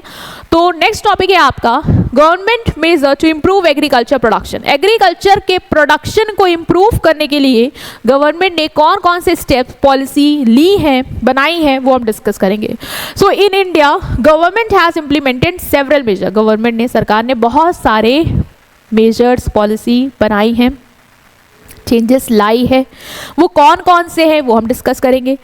क्यों लाई है, क्यों इम्प्रूवमेंट करना है उसको, ताकि भाई एग्रीकल्चर की प्रोडक्टिविटी बढ़ा पाएँ। सरकार को भी पता है कि एग्रीकल्चर पे ज़्यादा से ज़्यादा लोग निर्भर कर रहे हैं, ठीक है, अनाज नहीं होगा तो खाना कहाँ से आए, अनाज नहीं होगा तो कंट्री कहाँ से चलेगी, ठीक है। लोगों के पास जब भूखमरी की ही हाल हो जाएगा तो हम क्या कर पाएंगे, कुछ नहीं कर पाएंगे। तो मतलब एग्रीकल्चर को तो हमें सपोर्ट करना ही करना है, नो डाउट। तो सरकार ने किया क्या, अगर हम बात करें इंडिपेंडेंस के बाद, तो जब हमारा देश आज़ाद हुआ उसके बाद से ही गवर्नमेंट ने स्टेप्स लेना शुरू कर दिए। जो हाल वो देख रही थी ज़मींदारी सिस्टम में, जो एक्सप्लॉयटेशन देख रही थी कि हो रहा है किसानों का, अब उसको हमें क्या करना है, सही करना, उसको बचाना है, हमारे फार्मर्स को एडुकेट करना है, नई टेक्नोलॉजी लाना है ताकि हम प्रोडक्टिविटी को इंक्रीज़ कर पाएँ। तो गवर्नमेंट ने बहुत सारे स्टेप्स लिए, मेजर्स लिए, जिससे वो एग्रीकल्चर सेक्टर को सपोर्ट कर पाए, हेल्प कर पाए। ये मेजर इसीलिए लिए गए ताकि हम एग्रीकल्चर की प्रोडक्टिविटी को बढ़ा पाएँ और फार्मर्स को हेल्प कर पाएँ कि भाई तुम अच्छा खासा इनकम अर्न कर पाओ, ठीक है। ऐसा नहीं है कि तुम बना रहे हो, तुम्हारी मेहनत खराब जा रही, तुम्हें उतना मिल भी नहीं रहा जितनी तुमने मेहनत की है। तो ये सब चीज़ों को सपोर्ट करना, फार्मर्स को हेल्प करना, इनकम में कंट्रीब्यूशन उसका जो है वो थोड़ा इंक्रीज़ करना, उसके लिए काफ़ी मेजर्स, काफ़ी स्टेप लिए गए। कौन कौन सी पॉलिसी लेके आई वो हम डिस्कस करेंगे। तो बहुत सारी पॉलिसीज़ आई, बहुत सारे रिफॉर्म्स आए। मॉडर्नाइजेशन पे सरकार ने काफ़ी जोर दिया कि हमें मॉडर्न टूल्स, मैथड्स लाने हैं, फार्मर्स को इनकरेज करना है वो उसको अडॉप्ट करें, ठीक है। और इवन फार्मर्स के वेलफेयर के लिए, फार्मर्स के कल्याण के लिए बहुत सारी योजनाएं लाएं, ठीक है। सब्सिडीज़ देना, कंसेशनल रेट पे, अफोर्डेबल रेट पे लोन्स प्रोवाइड करना, ठीक है। बहुत सारे मेजर्स लेके सरकार आई ताकि हम एग्रीकल्चर प्रोडक्शन को इम्प्रूव कर पाएँ और किसानों को सपोर्ट कर पाएँ, ठीक है। तो हम सारी गवर्नमेंट्स के मेजर्स देखेंगे कि गवर्नमेंट ने कौन कौन से स्टेप्स लिए, कौन कौन से तरीके आजमाएं ताकि वो एग्रीकल्चर प्रोडक्शन को इम्प्रूव कर पाए और फार्मर्स को सपोर्ट कर पाए, उनके इनकम को बढ़ा पाए, ठीक है। तो सबसे पहला जो मेजर था वो है हमारा लैंड रिफॉर्म्स। देखो, ज़मींदारी सिस्टम में फार्मर्स का एक्सप्लॉयटेशन बहुत हुआ है ना। खुद सोचो, तुम एक किसान हो, मान लो तुम किसी ज़मीन में 20 साल से मेहनत कर रहे हो, काम कर रहे हो, ठीक है। वो ज़मीन ज़मींदार की है भाई, लीगल ओनरशिप उसके पास है, वो खुद तो कुछ नहीं करता, वो तुमसे काम कराता, तुम अपनी जी जान लगा के उस खेत में मेहनत करते हो। मेहनत करने के बाद इंतज़ार करते हो कि भाई बारिश हो, ठीक है, क्योंकि उस टाइम पे ऑफ कोर्स मॉडर्न टेक्नोलॉजी नहीं, तो बारिश हो तो खेतों में पानी आए तो फसल उगे, फसल उग गई तो ठीक है। उसके बाद भी जो बटाई के बाद तुम्हें हिस्सा मिलेगा वो तुम्हें कम मिलेगा। तो तुम्हारी मेहनत के बाद भी जब तुम्हें इतना हिस्सा मिल रहा है तो तुम्हें क्या लगेगा, अच्छा लग रहा है? नहीं। इवन अगर आप ये भी इमेजिन करें कि आपसे अगर फसल खराब हो गई, मतलब बारिश नहीं हुई, फसल खराब हो गई, तो आपको यहाँ पे कोई सपोर्ट नहीं मिलेगा। आपको इवन ज़मींदार को वो जो लगान है, वो फिक्स जो मांग रहा है रेवेन्यू, वो आपको देना ही देना है। तो यहाँ तो आपको कुछ मिला नहीं कि आपको खाने को भी मिला हो, ठीक है, अपने घर भी कुछ लेके गए हो, कुछ नहीं, मेहनत की साल भर, और इवन जो मिलना था उसके बदले और देना पड़ा, क्योंकि आप फिक्स्ड रेवेन्यू ज़मींदार को दोगे, वो लगान है वो वसूलेगा ही वसूलेगा, अदरवाइज आपको एक्सप्लॉयट करेगा, इंटरेस्ट बढ़ा, रेंट बढ़ा देगा आपका, ठीक है। और आपको मतलब उस टाइम पे तो बहुत ज़्यादा होता था कि यार वो मारना पीटना वो सब चलता था। बट इंडिपेंडेंस के बाद सरकार ने ये देखा, काफ़ी मेजर्स लिए, और ये जो ज़मींदारी सिस्टम है वो पूरी तरीके से ख़त्म किया गया, ठीक है। अब ये कोई भी ज़मींदारी सिस्टम नहीं रहा, मतलब लैंड रिफॉर्म्स आए। लैंड रिफॉर्म्स मतलब लैंड की ओनरशिप में चेंजेस लाए गए। क्या चेंजेस लाए गए कि जो लैंड की ओनरशिप है वो बेसिकली जो टिलर ऑफ द सॉइल है, टिलर ऑफ द सॉइल मतलब जो साल भर मेहनत करता है ना, उसको दे दी गई कि अब ज़मींदार नहीं रहेंगे, उनको हटाएंगे हम, ठीक है। और उसकी जगह जो ओनरशिप है वो हम एक्चुअल जो वर्क कर रहा है, उसमें जो मेहनत कर रहा है उस पर्सन को देंगे, उस किसान को देंगे। तो ये सारे चेंजेस हम लेके आए। तो land reforms means reforming the land ownership. Land की ओनरशिप से रिलेटेड जितने भी चेंजेस किए गए, चाहे वो ज़मींदार का हटाना हो या फिर हमारा टिलर जो भी हमारे टेनेंट्स हैं उनसे रिलेटेड कुछ रिफॉर्म्स हम लाए हों, मतलब जो रेंट पे खेत लेके खेती कर रहे हैं उनके लिए हम क्या चेंजेस लेके आए, वो सारी चीज़ें हम यहाँ पे डिस्कस करने वाले हैं, ठीक है। तो reforming the land ownership and relation in the agriculture land, the aim is to raise the agriculture production and improve productivity. ये लैंड रिफॉर्म्स क्यों लेके आई सरकार, ताकि प्रोडक्टिविटी को बढ़ा पाए। और प्रोडक्टिविटी कैसे बढ़ेगी वो भी हम देखने वाले हैं।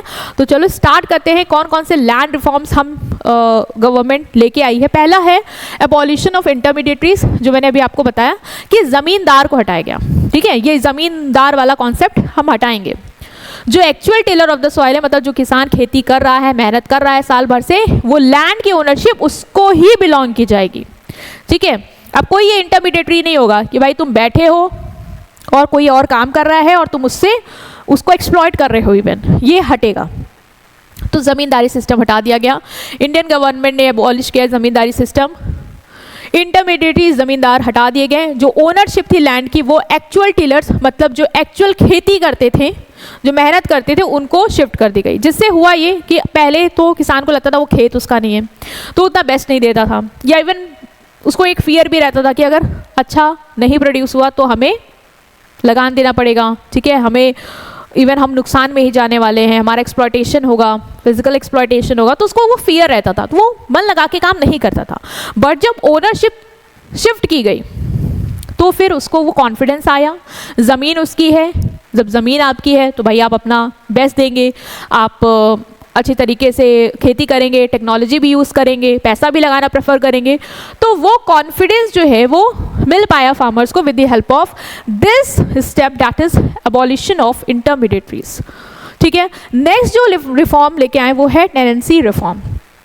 मतलब जो रिमेनिंग टेनेंट्स हैं, टेनेंट्स मतलब वो किसान जो किसी के खेत पे किराए पे काम करते हैं, मतलब मैंने खेत ले लिया किराए पे, मैंने उगाया और जो रेंट है वो मैंने दे दिया। तो उस टाइम पे पहले क्या होता था, जो रेंट ओनर होते थे, मतलब जो उनका खेत होता था, जिनका किसान खेत किराए पे लेता था खेती करने के लिए, वो मनचाहा रेंट चार्ज करते थे, बहुत ज़्यादा रेंट लेते थे। जिसके लिए भी सरकार ने स्टेप्स लिए, वो स्टेप्स लिए ये लिए कि जो टेनेंट्स हैं उनके राइट्स को सिक्योर किया गया बाय फिक्सिंग द लिमिट कि कितना रेंट एक रेंट ओनर ले सकता है, ठीक है। जो खेत का एक्चुअल ओनर वो कितना रेंट ले सकता है, रेंट को लिमिट कर दिया गया और बोला गया कि जितना भी किसान प्रोड्यूस करेगा उसके 1/3 से ज़्यादा वो नहीं हो सकता है। मतलब 1/3 से ज़्यादा कोई भी आपका जो ओनर है, एक्चुअल ओनर है लैंड का, वो नहीं ले सकता, ठीक है।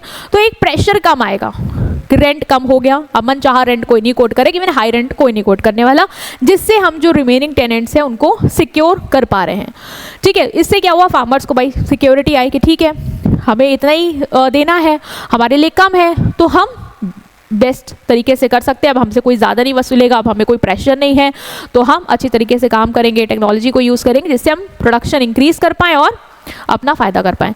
तो ये भी देखने को मिला। नेक्स्ट रिफॉर्म जो लेके आए गवर्नमेंट वो है सीलिंग ऑफ लैंड होल्डिंग्स। अभी हमने वहाँ पे देखा भी था कि जो लैंड होल्डिंग्स थी ना, उसमें प्रॉब्लम्स आ रही थी। प्रॉब्लम ये आ रही थी कि लैंड्स जो थे वो फ्रैगमेंटेड थे, इवन किसान के पास छोटे छोटे लैंड्स थे जिसपे मॉडर्न मशीन यूज़ कर पाना, ट्रक्स वगैरह यूज़ करना दिक्कत हो रहा था, वो नहीं कर पा रहे थे।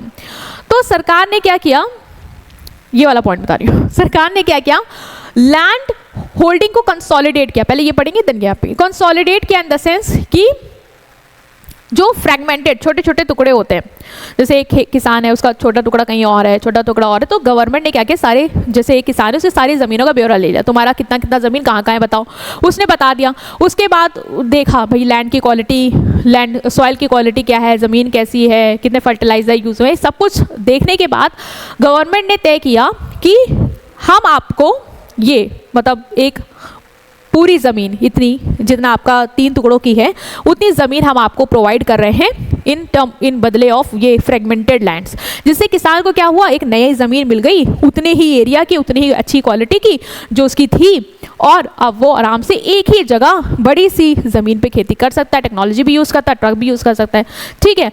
तो कंसोलिडेशन ऑफ होल्डिंग ने बहुत हेल्प की कि जो स्कैटर्ड स्मॉल पीस थे फार्मर्स के, उनको एक ही बिग प्लॉट पे कंबाइन कर दिया। पॉइंट आ रहा होगा ना कि यार बिग में कैसे कंबाइन कर दिया मैम, जब अलग अलग जगह पे है तो कैसे एक इकट्ठा उठा के लेके आएंगे, नहीं किया ये कि नई ज़मीन उतने ही बराबर की दे दी, एक जगह नई ज़मीन दे दी, जो पुराने ज़मीन के कागज़ उसको रद्द कर दिया गया और जो नई ज़मीन है वो उसको इशू कर दी गई। तो जो तुम्हें नई ज़मीन मिल जाएगी उतनी ही जो तुम्हारे छोटे छोटे टुकड़े अलग अलग जगह थे, तो तुम आराम से उस नई ज़मीन पे, बड़ी ज़मीन पे आराम से खेती कर सकते हो, टेक्नोलॉजी यूज़ कर सकते हो। अब सकता है वहाँ पे ट्रैक्टर भी चल जाए, जो कि छोटी छोटी ज़मीनों में पॉसिबल नहीं था। तो इससे कल्टीवेशन एफिशिएंट हो गया और प्रोडक्टिविटी बढ़ पाई। नेक्स्ट जो पॉइंट है वो है ceiling on land holding. Ceiling on land holding मतलब बहुत सारे किसान ऐसे थे जिनके पास बहुत ही ज़्यादा ज़मीन थी और कुछ ऐसे थे जिनके पास ज़मीन कम थी या नहीं थी। तो गवर्नमेंट ने एक लिमिट तय कर दी कि ऐसा नहीं है कि किसी के पास कितनी भी ज़मीन हो सकती है, एक लिमिट है, इससे ज़्यादा ज़मीन नहीं हो सकती है। ठीक है, एक लिमिट तय कर दी कि मान लो 100 एकड़ है तो इससे ज़्यादा ज़मीन नहीं हो सकती, मान लो इमेजिनेशन, तो नहीं हो सकती। तो जैसे कोई किसान उसके पास 200 है तो क्या करेगी सरकार, कहेगी वो 100 जो आपके एक्स्ट्रा है वो हमें दे दीजिए, और वो 100 को बाकी जिसके पास नहीं है उनमें या जिनके पास कम है उसमें रीडिस्ट्रीब्यूट कर देगी, जिससे ये जो प्रॉब्लम है ना कि किसी के पास बहुत है किसी के पास कम है वो कम हो पाएगी। तो ये भी किया गया।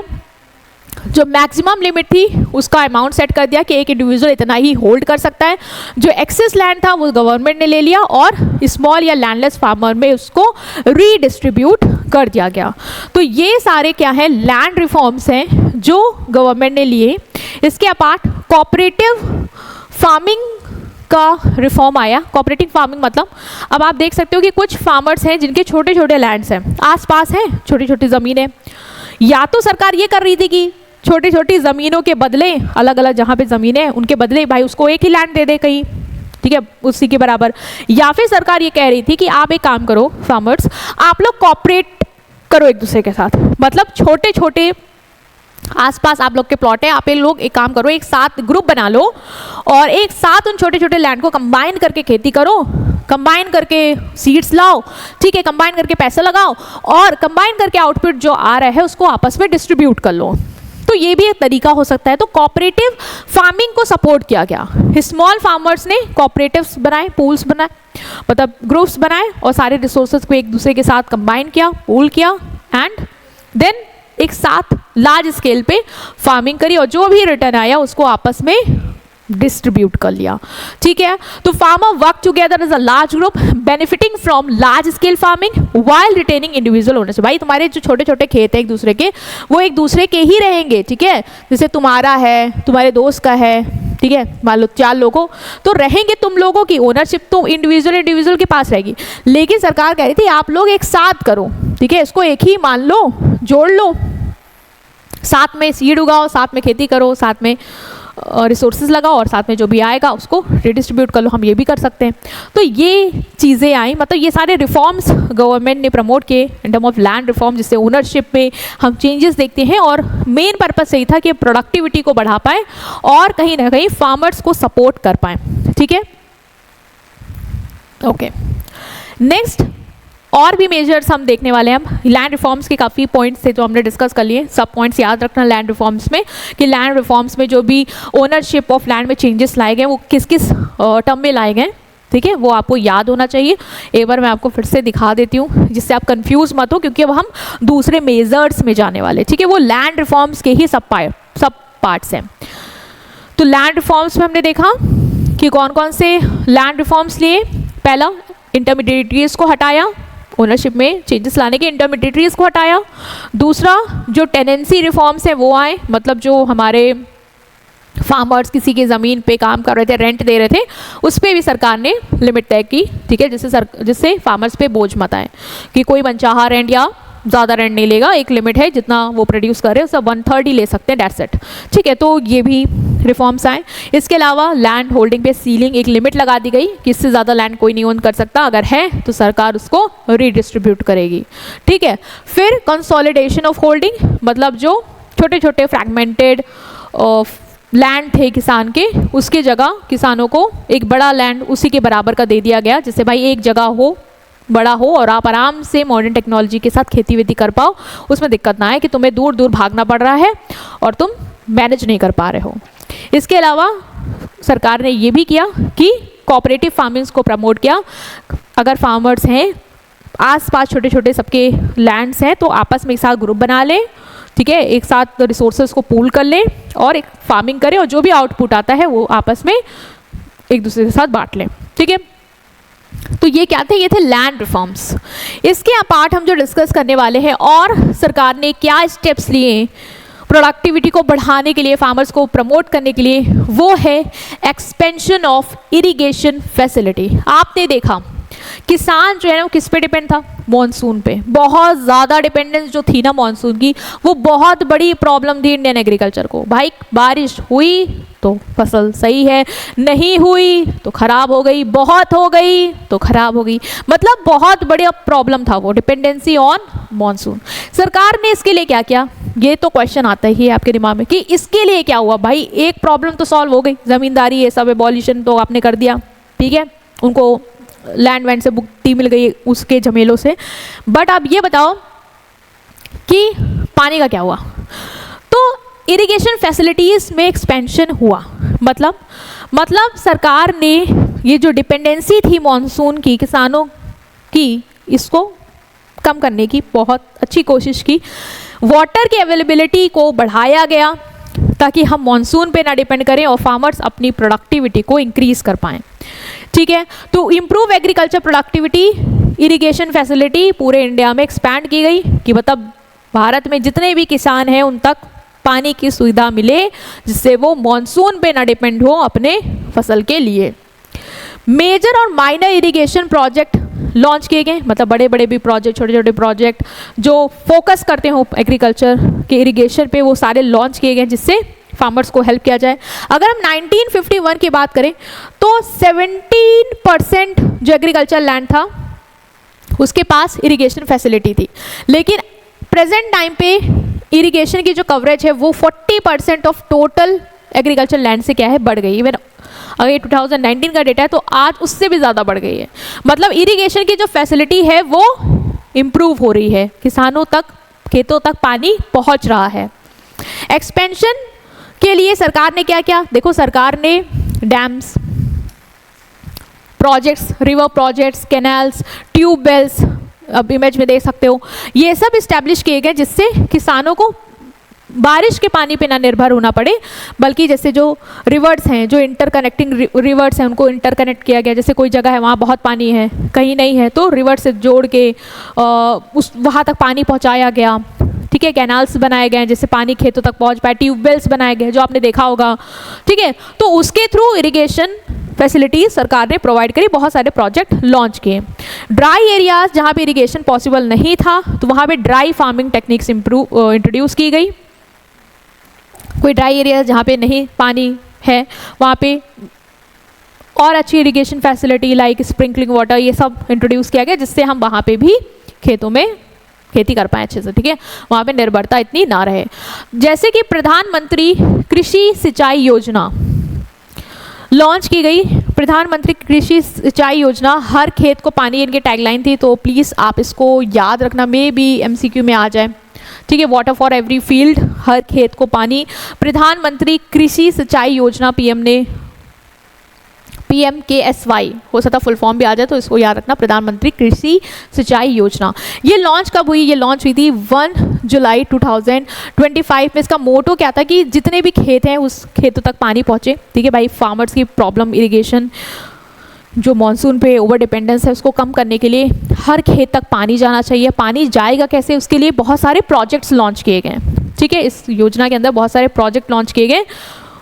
जितने भी फार्मर्स थे सोसाइटी से उनको इनकरेज किया गया कि आप माइक्रो इरिगेशन फैसिलिटी यूज़ करो। माइक्रो इरिगेशन फैसिलिटी मतलब ऐसी फैसिलिटी जिससे पानी का वेस्टेज भी ना हो ज़्यादा और पानी भी पहुंच जाए और फसल भी अच्छी होगी।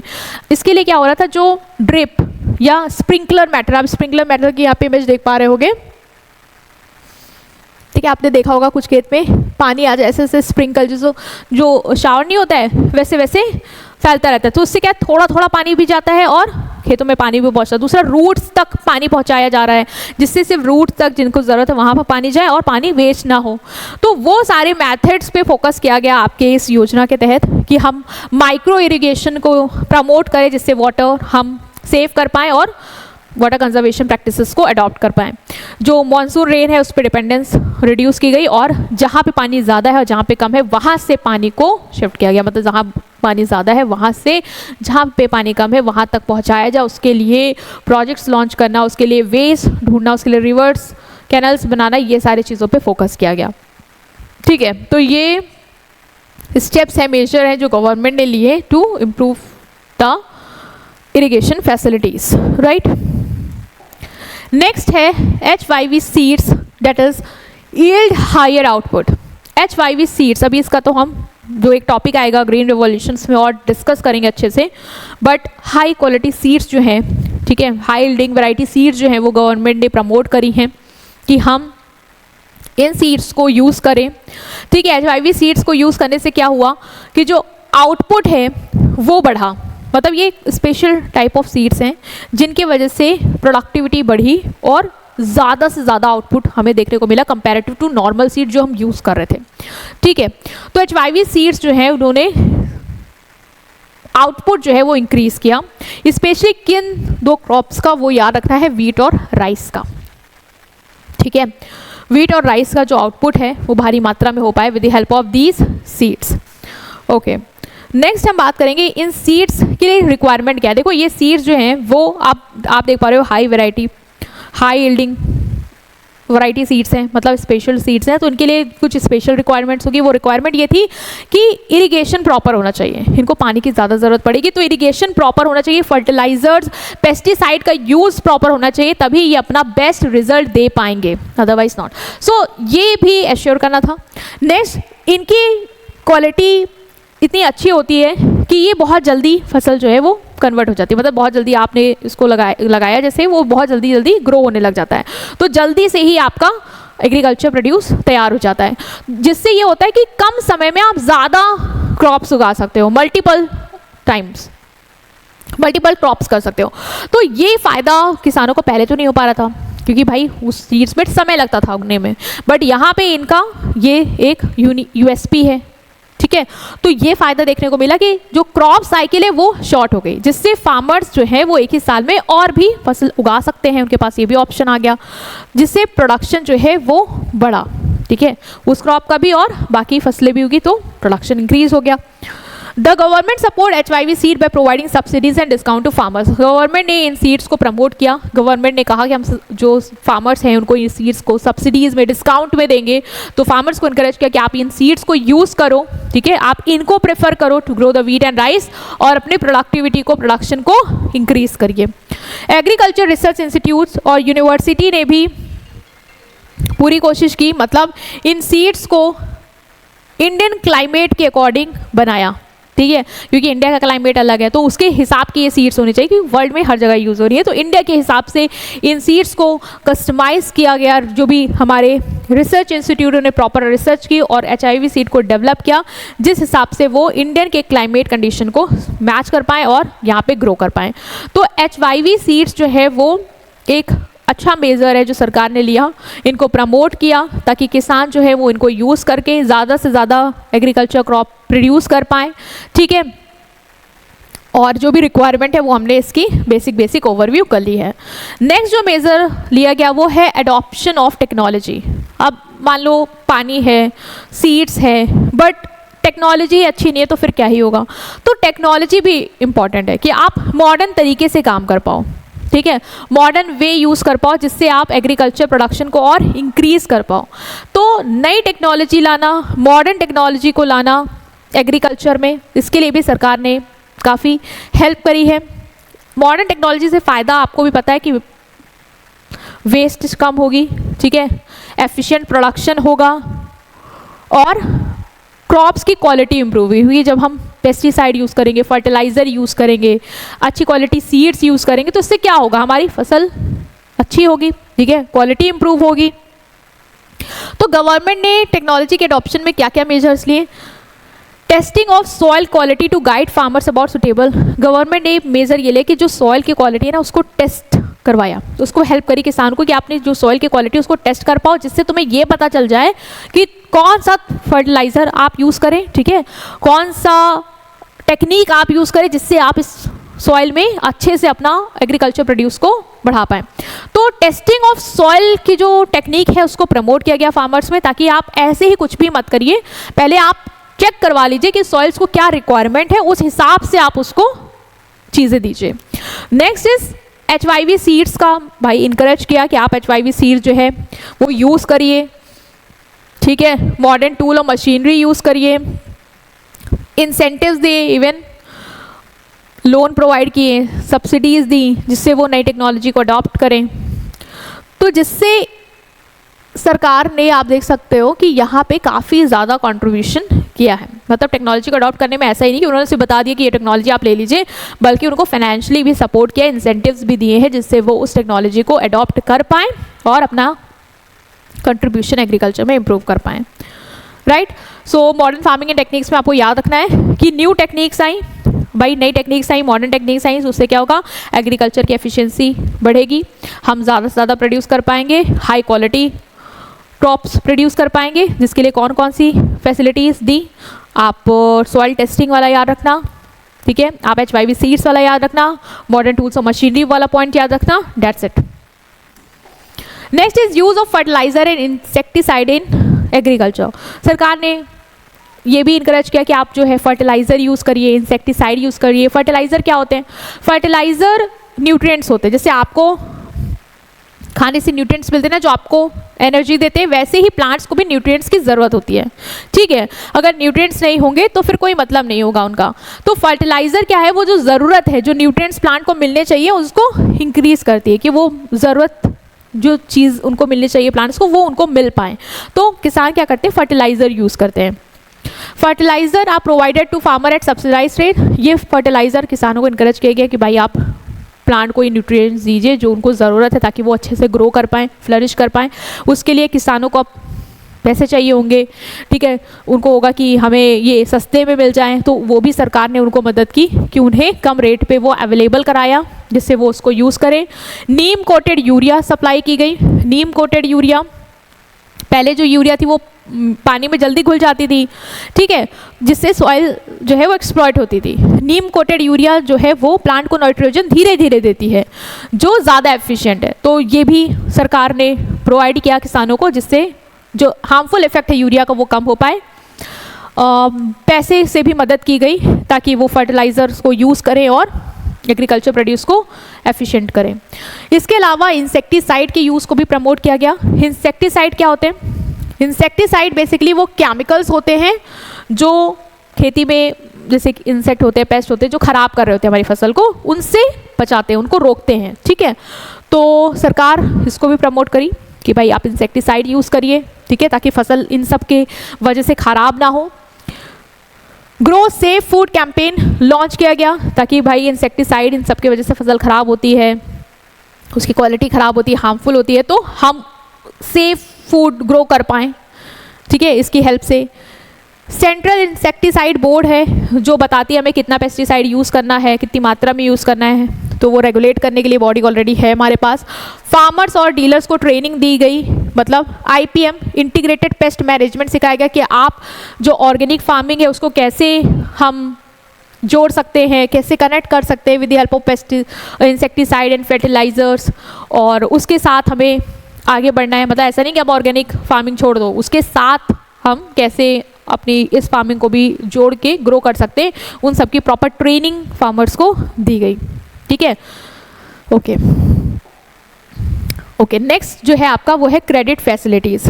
अब सरकार ने क्या कोई क्रेडिट फैसिलिटी, क्या लोन फैसिलिटीज़ नहीं दी, क्योंकि हमने देखा था कि जो लोन था वो फार्मर्स को नहीं मिल पाता था, पेपर वर्क बहुत था, जिसकी वजह से वो मनी लेंडर्स के जाते थे और वो एक्सप्लॉइट होते थे।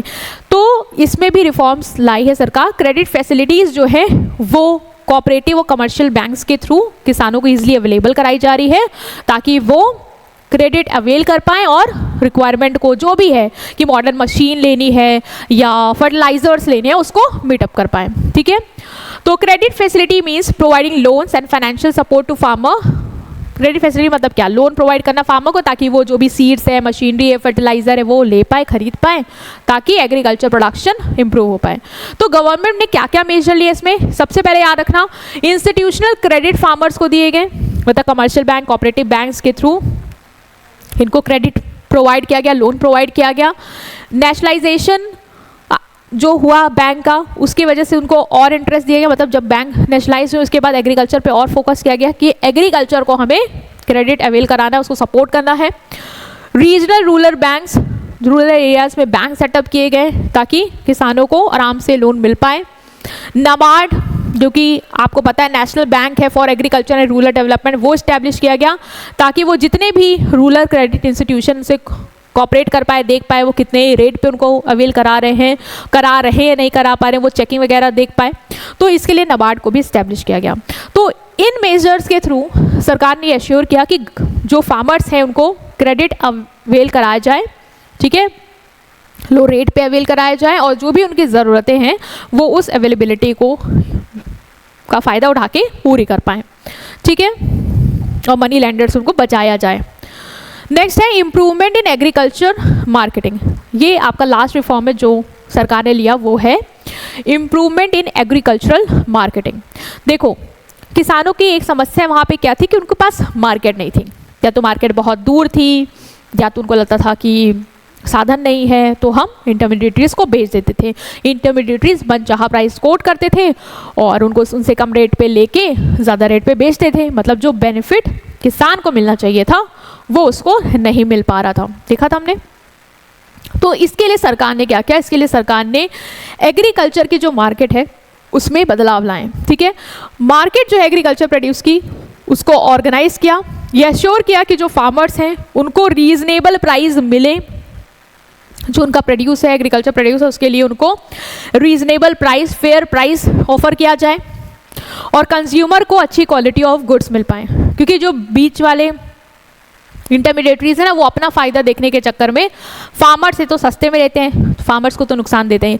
इवन कस्टमर को जो चीज़ सस्ते में मिल सकती थी अगर फार्मर डायरेक्ट देता तो उसको वो और एग्जैगरेट करके और हाई रेट पे देते हैं, तो फार्मर्स को तो नुकसान, इवन कंज्यूमर को भी इस वजह से क्या हो रहा था, नुकसान होता, उसका भी एक्सप्लॉयटेशन हो रहा था। तो मार्केट को ऑर्गेनाइज करके सरकार ने ये एश्योर कर दिया कि जो एग्रीकल्चर प्रोड्यूस है, ठीक है, वो फार्मर से भी रीजनेबल प्राइस पे लिया जाए और कस्टमर तक भी वो रीजनेबल प्राइस तक पहुंच पाए।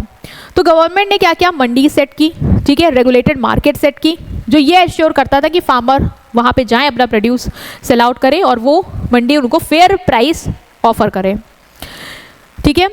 Strengthen cooperative marketing society to sell farmer produce collectively. Even cooperative farming society को भी इनकरेज किया कि सारे फार्मर्स आपस में जो उनका एग्रीकल्चर प्रोड्यूस है उसको पूल कर ले, ठीक है, इकट्ठा कर ले और एक साथ मार्केट में ऑफर करें जिसका उन्हें सही दाम मिल पाए। तो ये भी सरकार ने प्रमोट किया। APMC जो है, that is agricultural produce market committees बनाई गई, ठीक है, APMC सेट की गई। ये APMC का काम क्या होता है, इन कमिटीज़ का काम क्या होता था, इनका काम होता था कि ये मार्केट पे नज़र रखें, ठीक है, ये देखेगी कहीं ऐसा तो नहीं हो रहा है कि फार्मर्स को एक्सप्लॉइट किया जा रहा हो, ठीक है, उनको सही रेट ना दिया जा रहा हो, सही दाम ना दिया जा रहा हो, या फिर कोई सही से मेज़र ना कर रहा हो, ठीक है, ये सब चीज़ें ना हो रही है, उसको रेगुलेट करने के लिए APMC जो है वो सेटअप की गई। तो इससे क्या हुआ कि जब एग्रीकल्चर मार्केट को सरकार ने इस तरीके से रेगुलेट किया, मेजर लाए, तो जो हमारे फार्मर्स को प्रॉब्लम फेस करनी पड़ रही थी कि मार्केट नहीं है और हमें सही दाम नहीं मिल पाता, वो प्रॉब्लम रिजॉल्व हो पाई, उनको सही रेट पे अपना प्रोड्यूस बेचने का ऑफर मिल पाया और वो कंज्यूमर तक भी सही रेट पे पहुंच पा रहा था, ठीक है। ओके, सो ये थे हमारे मेजर्स जो गवर्नमेंट ने लिए, क्योंकि हमने प्रॉब्लम पढ़ी तो हमें लगा कि सरकार ने क्या किया, तो सरकार के भी हमने सारे मेजर्स कवर किए, जिसमें हमने लैंड रिफॉर्म जो था ना स्टूडेंट्स, उसको डेप्थ में पढ़ा था, क्योंकि लैंड रिफॉर्म बहुत इंपॉर्टेंट है, इसे समझ लेना, पेपर में सेपरेटली उससे क्वेश्चन बन सकता है। इसके अलावा हमने जो पॉइंट देखा वो था इरिगेशन फैसिलिटीज़ एक्सपेंशन हुआ, मतलब भाई मानसून पे डिपेंडेंसी, तो सरकार ने उसके लिए क्या किया, तो हमने वो देखा कि काफ़ी सारे प्रोजेक्ट लॉन्च हुए, ठीक है, ये वाला प्रोजेक्ट याद भी रखना, डेट इज प्रधानमंत्री कृषि सिंचाई योजना, वेरी इंपॉर्टेंट, 2015 1 जुलाई, याद रखना है आपको, हर खेत पानी। नेक्स्ट H5V सीड्स का यूटिलाइजेशन, उसका यूज़ प्रमोट किया सरकार ने, सब्सिडीज़ में वो सीड्स दे के इनकरेज करके फार्मर्स को वो यूज़ करें, अपना प्रोड्यूस इंक्रीज करें। नई टेक्नोलॉजी का अडॉप्शन को प्रमोट किया गया, टेक्नोलॉजी को सब्सिडी रेट पे प्रोवाइड किया गया, फार्मर्स को इनकरेज किया गया, ट्रेनिंग दी गई, ये सारी चीज़ें भी हुई। फर्टिलाइज़र और इंसेक्टिसाइड्स का यूज़ प्रमोट किया गया कि भाई फसल जो ख़राब हो रही है इंसेक्टिसाइड की वजह से उसको हमें रोकना है, इसलिए फार्मर्स को कहा गया कि आप इंसेक्टिसाइड यूज़ करें, ठीक है, फर्टिलाइज़र यूज़ करें ताकि प्रॉपर न्यूट्रिएंट्स मिल पाए प्लांट को, वो अच्छे से ग्रो कर पाएँ। इसके बाद हमने क्रेडिट फैसिलिटीज़ देखी कि जो मैनी लैंडर पे ओवर डिपेंडेंस थी उस टाइम पे, उसको कैसे ओवरकम किया, तो लोन्स वगैरह सही रेट पे प्रोवाइड किए गए, इंस्टीट्यूशन डेवलप किए गए, उसको रेगुलेट करने के लिए भी इंस्टीट्यूशन डेवलप किया, ये है। इसके बाद जो हमने देखा वो था एग्रीकल्चरल मार्केटिंग में कैसे इम्प्रूवमेंट आया, ठीक है, वो पॉइंट कि कैसे मार्केट इस्टेब्लिश की गई, क्योंकि मार्केट वाली भी प्रॉब्लम थी उनके लिए, तो उसमें क्या क्या रिफॉर्म्स आए वो हमने देखे। ओके, नेक्स्ट जो टॉपिक आपका है वो है ग्रीन रिवॉल्यूशन। ग्रीन रिवॉल्यूशन जो आपने अभी यहाँ पे पढ़ा ना HYV सीड, उससे ही कनेक्टेड है, ठीक है। ग्रीन रिवॉल्यूशन आया, जिसे कहते हैं हिंदी में हरित क्रांति आई, ठीक है। तो green revolution refers to new agriculture strategy, ये नई एग्रीकल्चर स्ट्रैटेजी थी जिसमें हमने ये प्रमोट किया, 3 चीज़ का प्रमोशन किया है वो हम भी देखेंगे। ये न्यू एग्रीकल्चर स्ट्रैटेजी थी जो इंडिया में मिड 1960 में इंट्रोड्यूस की गई, जिससे हम क्या कर पाए, अपने फूड का प्रोडक्शन इंप्रूव कर पाए। गवर्नमेंट को था कि हमें अपने कंट्री का फूड प्रोडक्शन इंप्रूव करना है, क्योंकि पॉपुलेशन बहुत तेज़ी से बढ़ रही है, हम बाहर से अब इंपोर्ट नहीं कर सकते हैं, यहाँ पे खाने की दिक्कत हो रही है और समस्या बढ़े, स्टारवेशन और बढ़े, देश के आधे से ज़्यादा लोग सिर्फ भुखमरी की वजह से मरे, उसके ध्यान में रखते हुए सरकार ने ये रिवॉल्यूशन लेके आई, ये चेंज लेके आई कि हमें एग्रीकल्चर प्रोड्यूस को इंक्रीज करना है, ठीक है। कैसे इंक्रीज करना है, हम नए फार्मिंग मेथड, मतलब मॉडर्न फार्मिंग मेथड यूज करेंगे। अब भाई ये प्रॉब्लम है कंट्री में कि सफिशिएंट फूड नहीं अवेलेबल है, पॉपुलेशन बढ़ती जा रही है, आप कैसे पूरा करेंगे, कुछ तो स्टेप्स लेना था। तो गवर्नमेंट में मिड 1960 में डिसाइड किया कि हम एक नई एग्रीकल्चर स्ट्रैटेजी अडॉप्ट करेंगे, हम मॉडर्न तरीके लाएंगे एग्रीकल्चर को करने के, ट्रेडिशनल प्रैक्टिसेस को हम नहीं अडॉप्ट करेंगे। मतलब कौन कौन से मॉडर्न मेथड्स है जिसको हम लेके आए under this revolution, that is HYV seeds का प्रमोशन। सरकार ने कहा कि जितनी जल्दी पॉपुलेशन का हम देख पा रहे हैं और खाना कम पड़ रहा है, उसको मद्देनज़र रखते हमें ये देखना है कि हम ऐसी सीड्स का यूज़ करें जो हमें कम समय में ज़्यादा से ज़्यादा प्रोडक्शन करके दे दें। तो उसके लिए high yielding variety seeds introduce की गई। इवन इरिगेशन फैसिलिटी को और इम्प्रूव किया, क्योंकि ये जो सीड्स थी ना, इनके लिए 2 रिक्वायरमेंट सबसे ज़्यादा थी, वो थी सफिशिएंट इरिगेशन फैसिलिटी हो पाना और दूसरा पेस्टिसाइड फर्टिलाइज़र का यूज़ हो पाना। तो ये रिक्वायरमेंट थी इसके लिए, तो सरकार ने कहा कि हम इन सीड्स पे फोकस करेंगे, हम इरिगेशन फैसिलिटी इंप्रूव करेंगे, हम ये एश्योर करेंगे कि जो फर्टिलाइज़र है, पेस्टिसाइड्स हैं, इंसेक्टिसाइड्स हैं, इनका प्रॉपर यूज़ हो पाए ताकि हम प्रोडक्शन को बढ़ा पाएँ और ये जो प्रॉब्लम है स्टार्वेशन की उसको ख़त्म कर पाएँ, ओवरकम कर पाएँ इससे, ठीक है। तो ग्रीन रिवॉल्यूशन का इम्पैक्ट क्या हुआ, क्या गवर्नमेंट अपने जो उसका एक गोल था उसको अचीव कर पाई, नहीं कर पाई, क्या हुआ? तो रिजल्ट ये निकला कि हमारा जो एग्रीकल्चर प्रोडक्शन है वो बहुत तेज़ी से बढ़ा।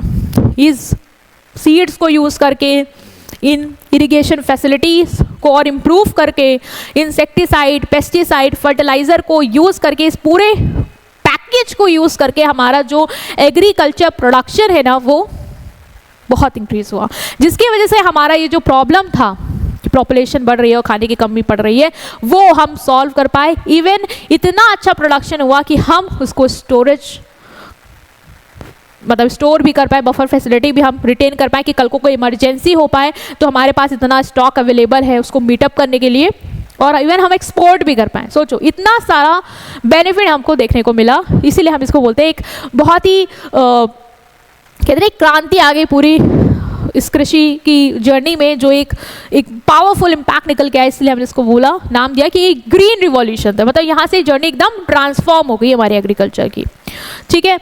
सो इम्पॉर्टेंट पॉइंट्स क्या थे इसके, पहला HYV प्रोग्राम, ये प्रोग्राम जो है वो किस पे फोकस करता था, वो करता था इन सीड्स पे, that is high yielding variety seeds, जिससे एग्रीकल्चर का प्रोडक्शन बढ़ा।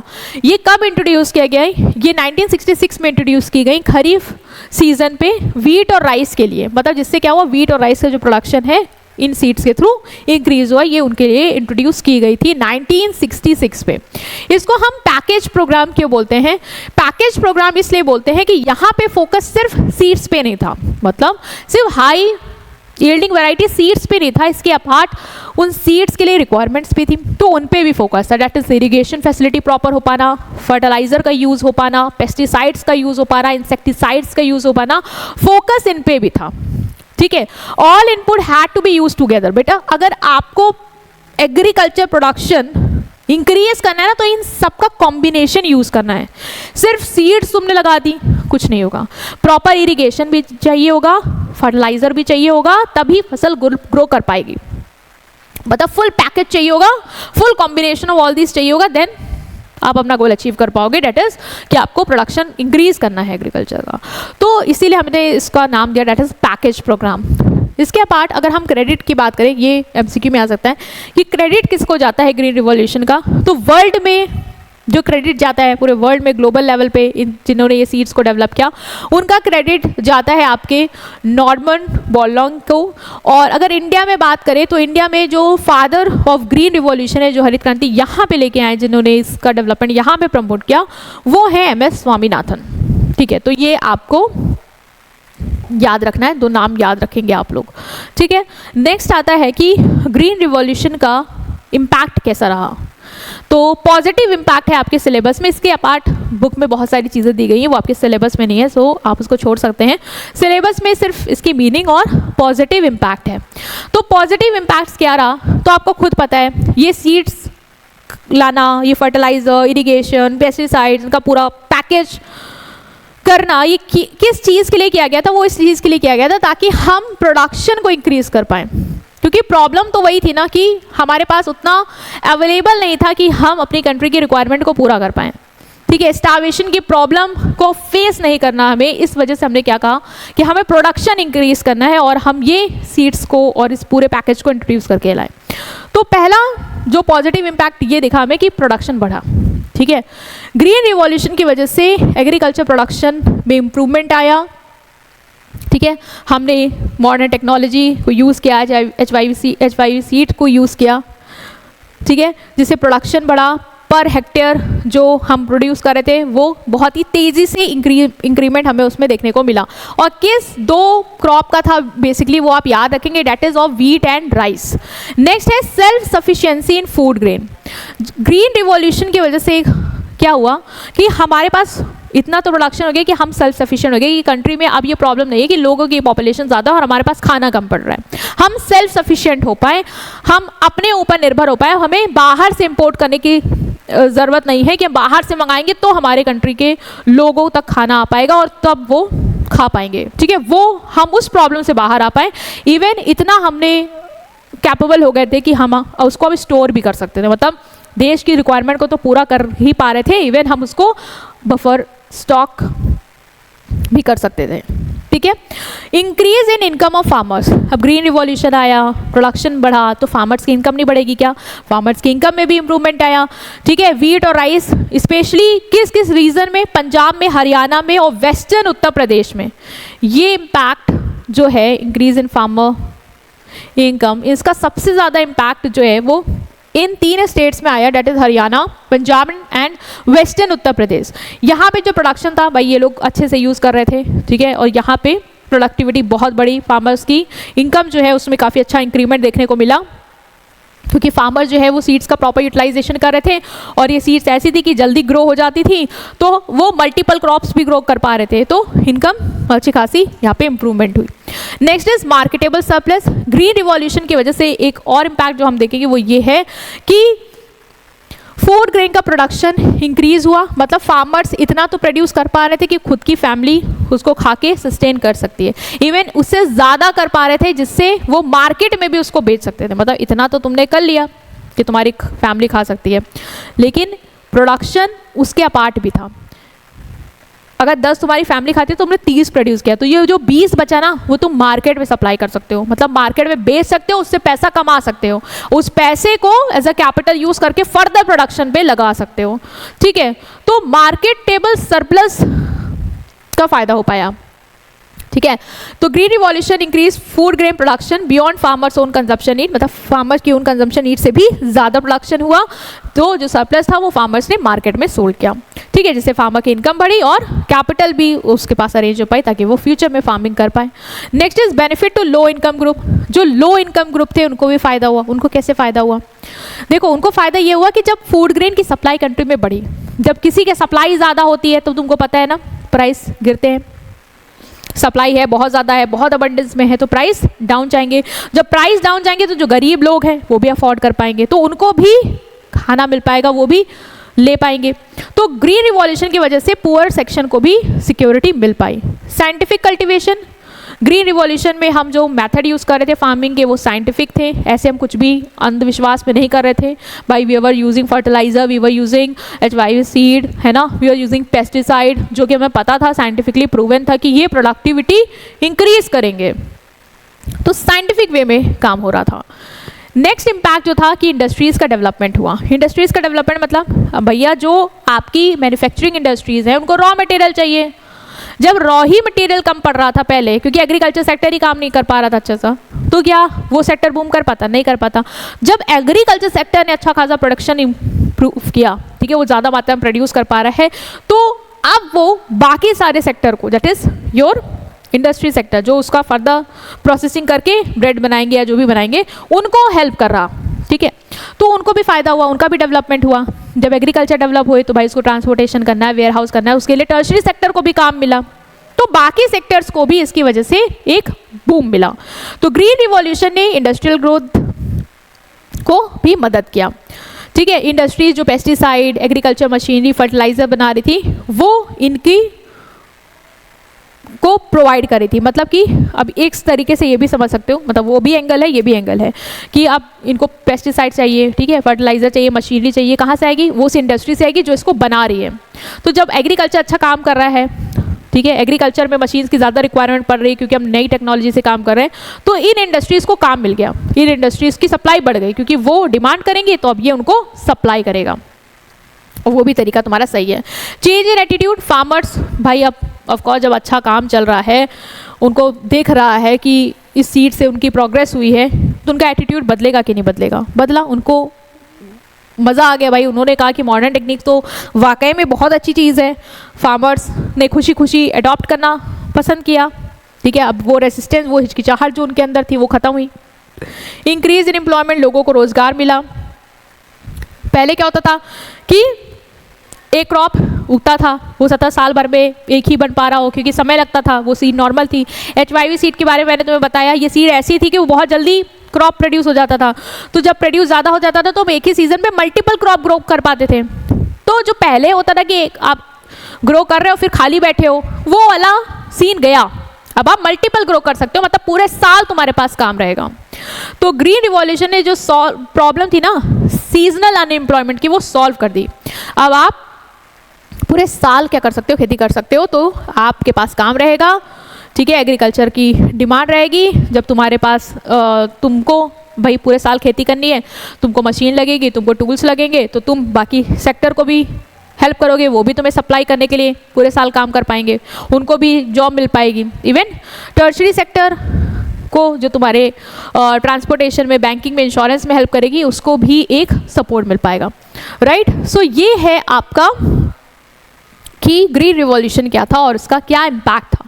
इम्पॉर्टेंट है, पेपर में आने के चांसेस बहुत ज़्यादा हैं, तो प्लीज़ आप उसको देख के जाना। और इतना कुछ टिपिकल नहीं है कि आपको ना समझ में आए, वेरी इजी। ठीक है, नेक्स्ट, ग्रीन रिवॉल्यूशन हो गया, प्रोडक्शन इंक्रीज हो गया, बट आप ये बताओ, अगर एग्रीकल्चर प्रोडक्शन हो रहा है लेकिन लोगों तक नहीं पहुंच रहा है सही समय पे, अवेलेबल नहीं है लोगों की लोकेशन तक, तो क्या इस प्रोडक्शन का कोई मतलब है?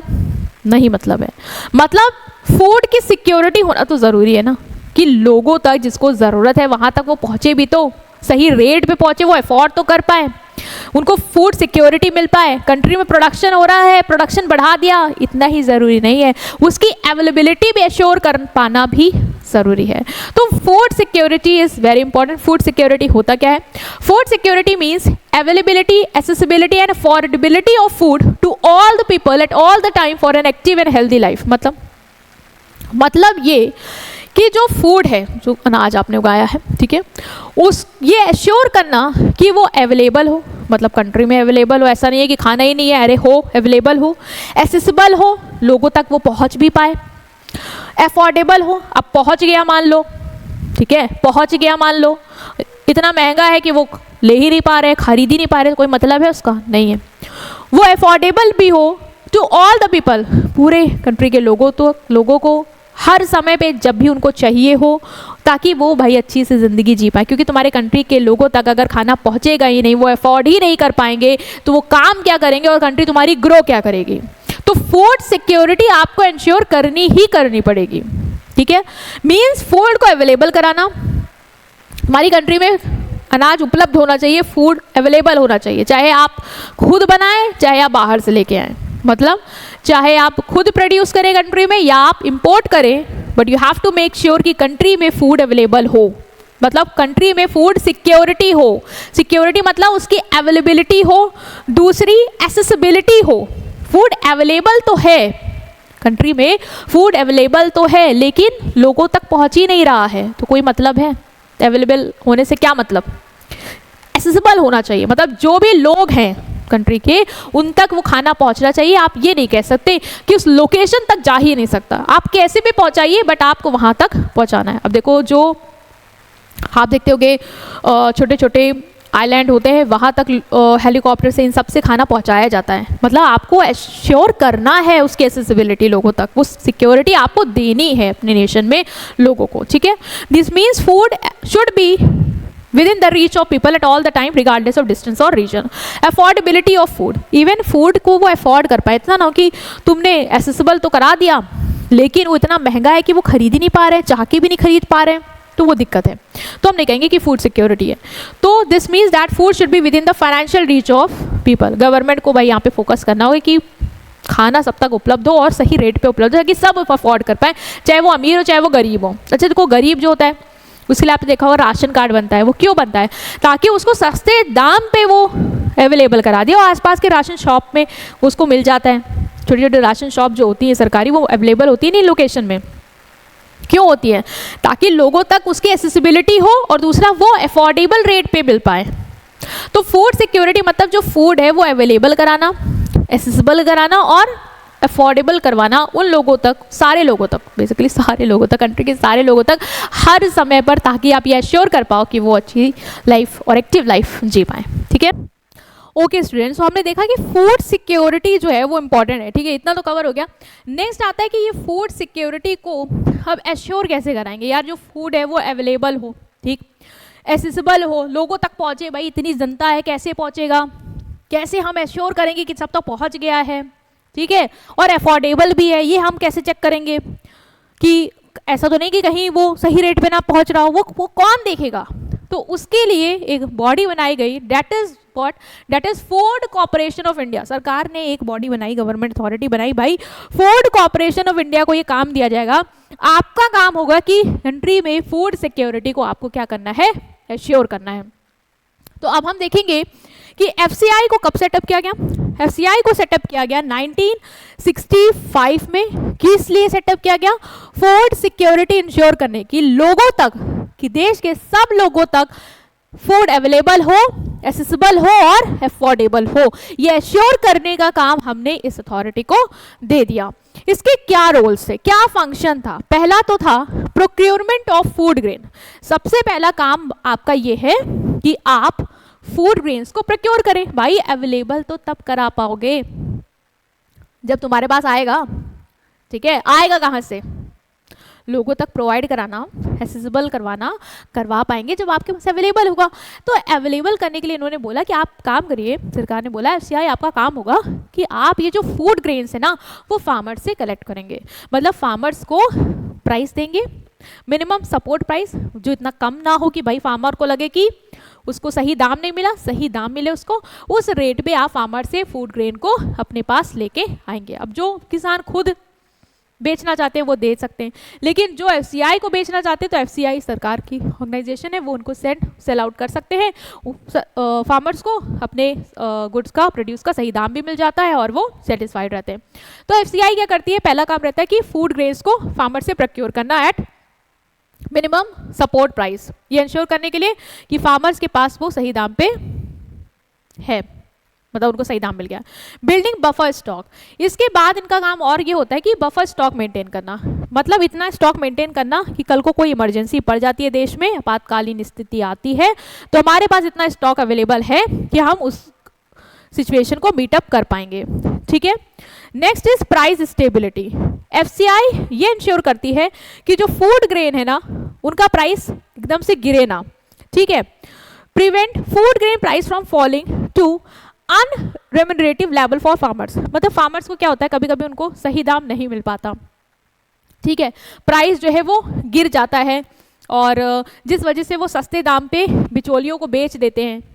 ठीक है, जैसे आपने देखा था कि यार सामान जो है वो ज़्यादा बन गया, एग्रीकल्चर प्रोड्यूस ज़्यादा हो गया, जब ज़्यादा हो जाता है तो फार्मर्स को लगता है कि सस्ते में ही चलो बेच देते हैं क्योंकि कुछ ही मिल जाए, या इंटरमीडिएटरीज जो उनसे सस्ते दाम पे ले जाते हैं और महंगे दाम पे बेचते हैं कंज्यूमर को। तो FCI जब आ जाता है तो वो फार्मर से अब कलेक्ट करता है, फार्मर को उनका सही दाम दे देता है और कस्टमर को भी वो रीजनेबल प्राइस पे मिल जाता है इंस्टेड ऑफ हाई प्राइस पे जो इंटरमीडिएटरीज कर देते थे। तो प्राइस स्टेबिलिटी ये इंश्योर कर पाता है।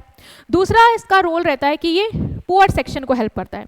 FCI जो है फूड ग्रेन्स को पब्लिक डिस्ट्रीब्यूशन सिस्टम तक पहुंचाता है। पब्लिक डिस्ट्रीब्यूशन सिस्टम मतलब जैसे कि जो पूरी पब्लिक में खाना डिस्ट्रीब्यूट करेंगे, फूड ग्रेन को डिस्ट्रीब्यूट करेंगे। ठीक है, जो राशन शॉप्स आपने देखी होगी जो आपके घर के आसपास अवेलेबल होती हैं, जो सब्सिडीज रेट पे पुअर लोगों को फूड ग्रेन्स अवेल कराती हैं, ये उन तक ये फूड ग्रेन्स अवेल करवाता है ताकि ये लोअर इनकम ग्रुप्स के लोगों को, पुअर सेक्शन को अफोर्डेबल रेट पे गुड्स जो फूड ग्रेन्स है वो अवेलेबल हो पाए ताकि हमारी कंट्री में ये जो फूड सिक्योरिटी है वो एश्योर हो पाए। नेक्स्ट इसका रोल रहता है स्टोरेज फैसिलिटी का। स्टोरेज फैसिलिटी मतलब इनके खुद के साइंटिफिक वेयर हाउस होते हैं जहाँ पे अनाज को स्टोर किया जा सकता है जिससे वो सड़े ना, और जब भी अवेलेबल कराना है उसको, जब भी डिस्ट्रीब्यूशन करना है उसका कंट्री में लोगों के लिए वो हो पाए। नेक्स्ट इसका जो रहता है रोल वो रहता है प्राइस स्टेबिलिटी इंश्योर करना। प्राइस स्टेबिलिटी वाला पॉइंट जो मैंने आपको बताया वही है कि ये किसानों से सही दाम पे ग्रेन्स को एक्वायर करता है, कस्टमर तक भी सही दाम तक उसको पहुंचाता है। ठीक है, जिससे फार्मर्स को भी उनका सही इनकम मिल जाता है और कस्टमर को भी सही दाम पे गुड्स अवेल हो पाते हैं। तो बीच वाली जो है, जो इंटरमीडिएटरीज हैं उनको हटाता है ताकि वो एक्सप्लॉयटेशन ना कर पाए इन दोनों सेगमेंट्स का, चाहे वो फार्मर्स हो चाहे वो कंज्यूमर हो। नेक्स्ट और लास्ट आपका जो टॉपिक है, इसका जो पॉइंट है वो है रीजनल बैलेंस। FCI जो फूड ग्रेन्स है उसको सरप्लस, मतलब कुछ देखो ऐसी जगह होंगी जहाँ पे फूड ग्रेन्स बहुत अवेलेबल है, ठीक है, वहाँ के लोगों के लिए जितना ज़रूरी उससे ज़्यादा अवेलेबल है, और कुछ रीज़न ऐसे हैं कंट्री के जहाँ पे फूड ग्रेन अवेलेबल ही नहीं है, ठीक है, या कम अवेलेबल है जो लोगों को पूरा नहीं कर पा रहा है। तो अब ये कौन एश्योर करेगा कि वो डिस्ट्रीब्यूशन इक्वल हो पाए, मतलब वो वहाँ से सरप्लस वाले एरिया से डेफिशिएंट एरिया तक पहुंच पाए ताकि वहाँ के लोगों की ज़रूरत पूरी हो पाए जहाँ पे अनाज की कमी है। तो इसका काम भी किसके पास है? FCI का, FCI के पास है। रीजनल बैलेंस को एश्योर करने का काम किसका है? FCI का है, फूड कॉर्पोरेशन ऑफ इंडिया का, सो डैट ये एश्योर कर पाए कि हमारे यहाँ फूड सिक्योरिटी मेंटेन रहे। ठीक है, तो हमने फूड सिक्योरिटी और FCI का क्या रोल है वो डिस्कस किया कि फूड ग्रेन्स को प्रोक्योर करना है, बफर स्टॉक को मेंटेन करना है, ठीक है, कि इमरजेंसी के टाइम पे आपके पास अवेलेबल रहे कंट्री के पास, प्राइस स्टेबिलिटी को एश्योर करना, पुअर सेक्शन को हेल्प करना कि उनको अफोर्डेबल प्राइस पे गुड अवेलेबल हो पाए, storage facilities, price stability and regional balance. Right students, so ये था आपका चैप्टर और काफ़ी इंपॉर्टेंट चैप्टर है। इसमें आपका ग्रीन रिवॉल्यूशन प्लीज़ देख के जाइएगा, गवर्नमेंट के मेजर्स बहुत इंपॉर्टेंट है, उसको आप नहीं भूलेंगे, ठीक है। कंट्रीब्यूशन और जो प्रॉब्लम्स हैं वो एक बार रीड भी कर लोगे तो आप खुद से कर सकते हो, उसमें दिक्कत नहीं आएगी आपको, ठीक है। FCI का रोल भी इंपॉर्टेंट है, इसको भी कवर कर लेंगे, ठीक है। कुछ इंपॉर्टेंट जो है वो मैंने आपसे बता भी दिए हैं जिसको आपको ज़्यादा फोकस करना है एग्जाम पॉइंट ऑफ व्यू से, राइट। सो प्लीज़ आप वीडियो को लाइक कर देंगे और आई होप कि आपको ये चैप्टर इंटरेस्टिंग लगा होगा, क्योंकि हमारी कंट्री के एग्रीकल्चर पार्ट से जिसको हम देखते आ रहे हैं और हमें पता है यार बहुत इम्पॉर्टेंट रोल है इसका पूरी कंट्री की ग्रोथ में, पूरी इकोनॉमी की ग्रोथ में, पूरे डेवलपमेंट में कंट्री के। So we should be proud of it. I hope आपको अच्छा लगा होगा। इसके बाद हम नेक्स्ट सेक्टर को कवर करेंगे, that is your secondary sector. ठीक है, तो उसके लिए भी आप रेडी रहिएगा, वो भी हम जल्दी कवर करने वाले हैं। सो वीडियो को लाइक करेंगे, चैनल को सब्सक्राइब करेंगे, अपने फ्रेंड्स के साथ प्लीज़ वीडियो को शेयर करिएगा। प्लेलिस्ट में जितने भी चैप्टर्स हैं वो आपने नहीं देखे हैं तो प्लीज़ उसको देख लीजिएगा। Till then take care of yourself. Thank you.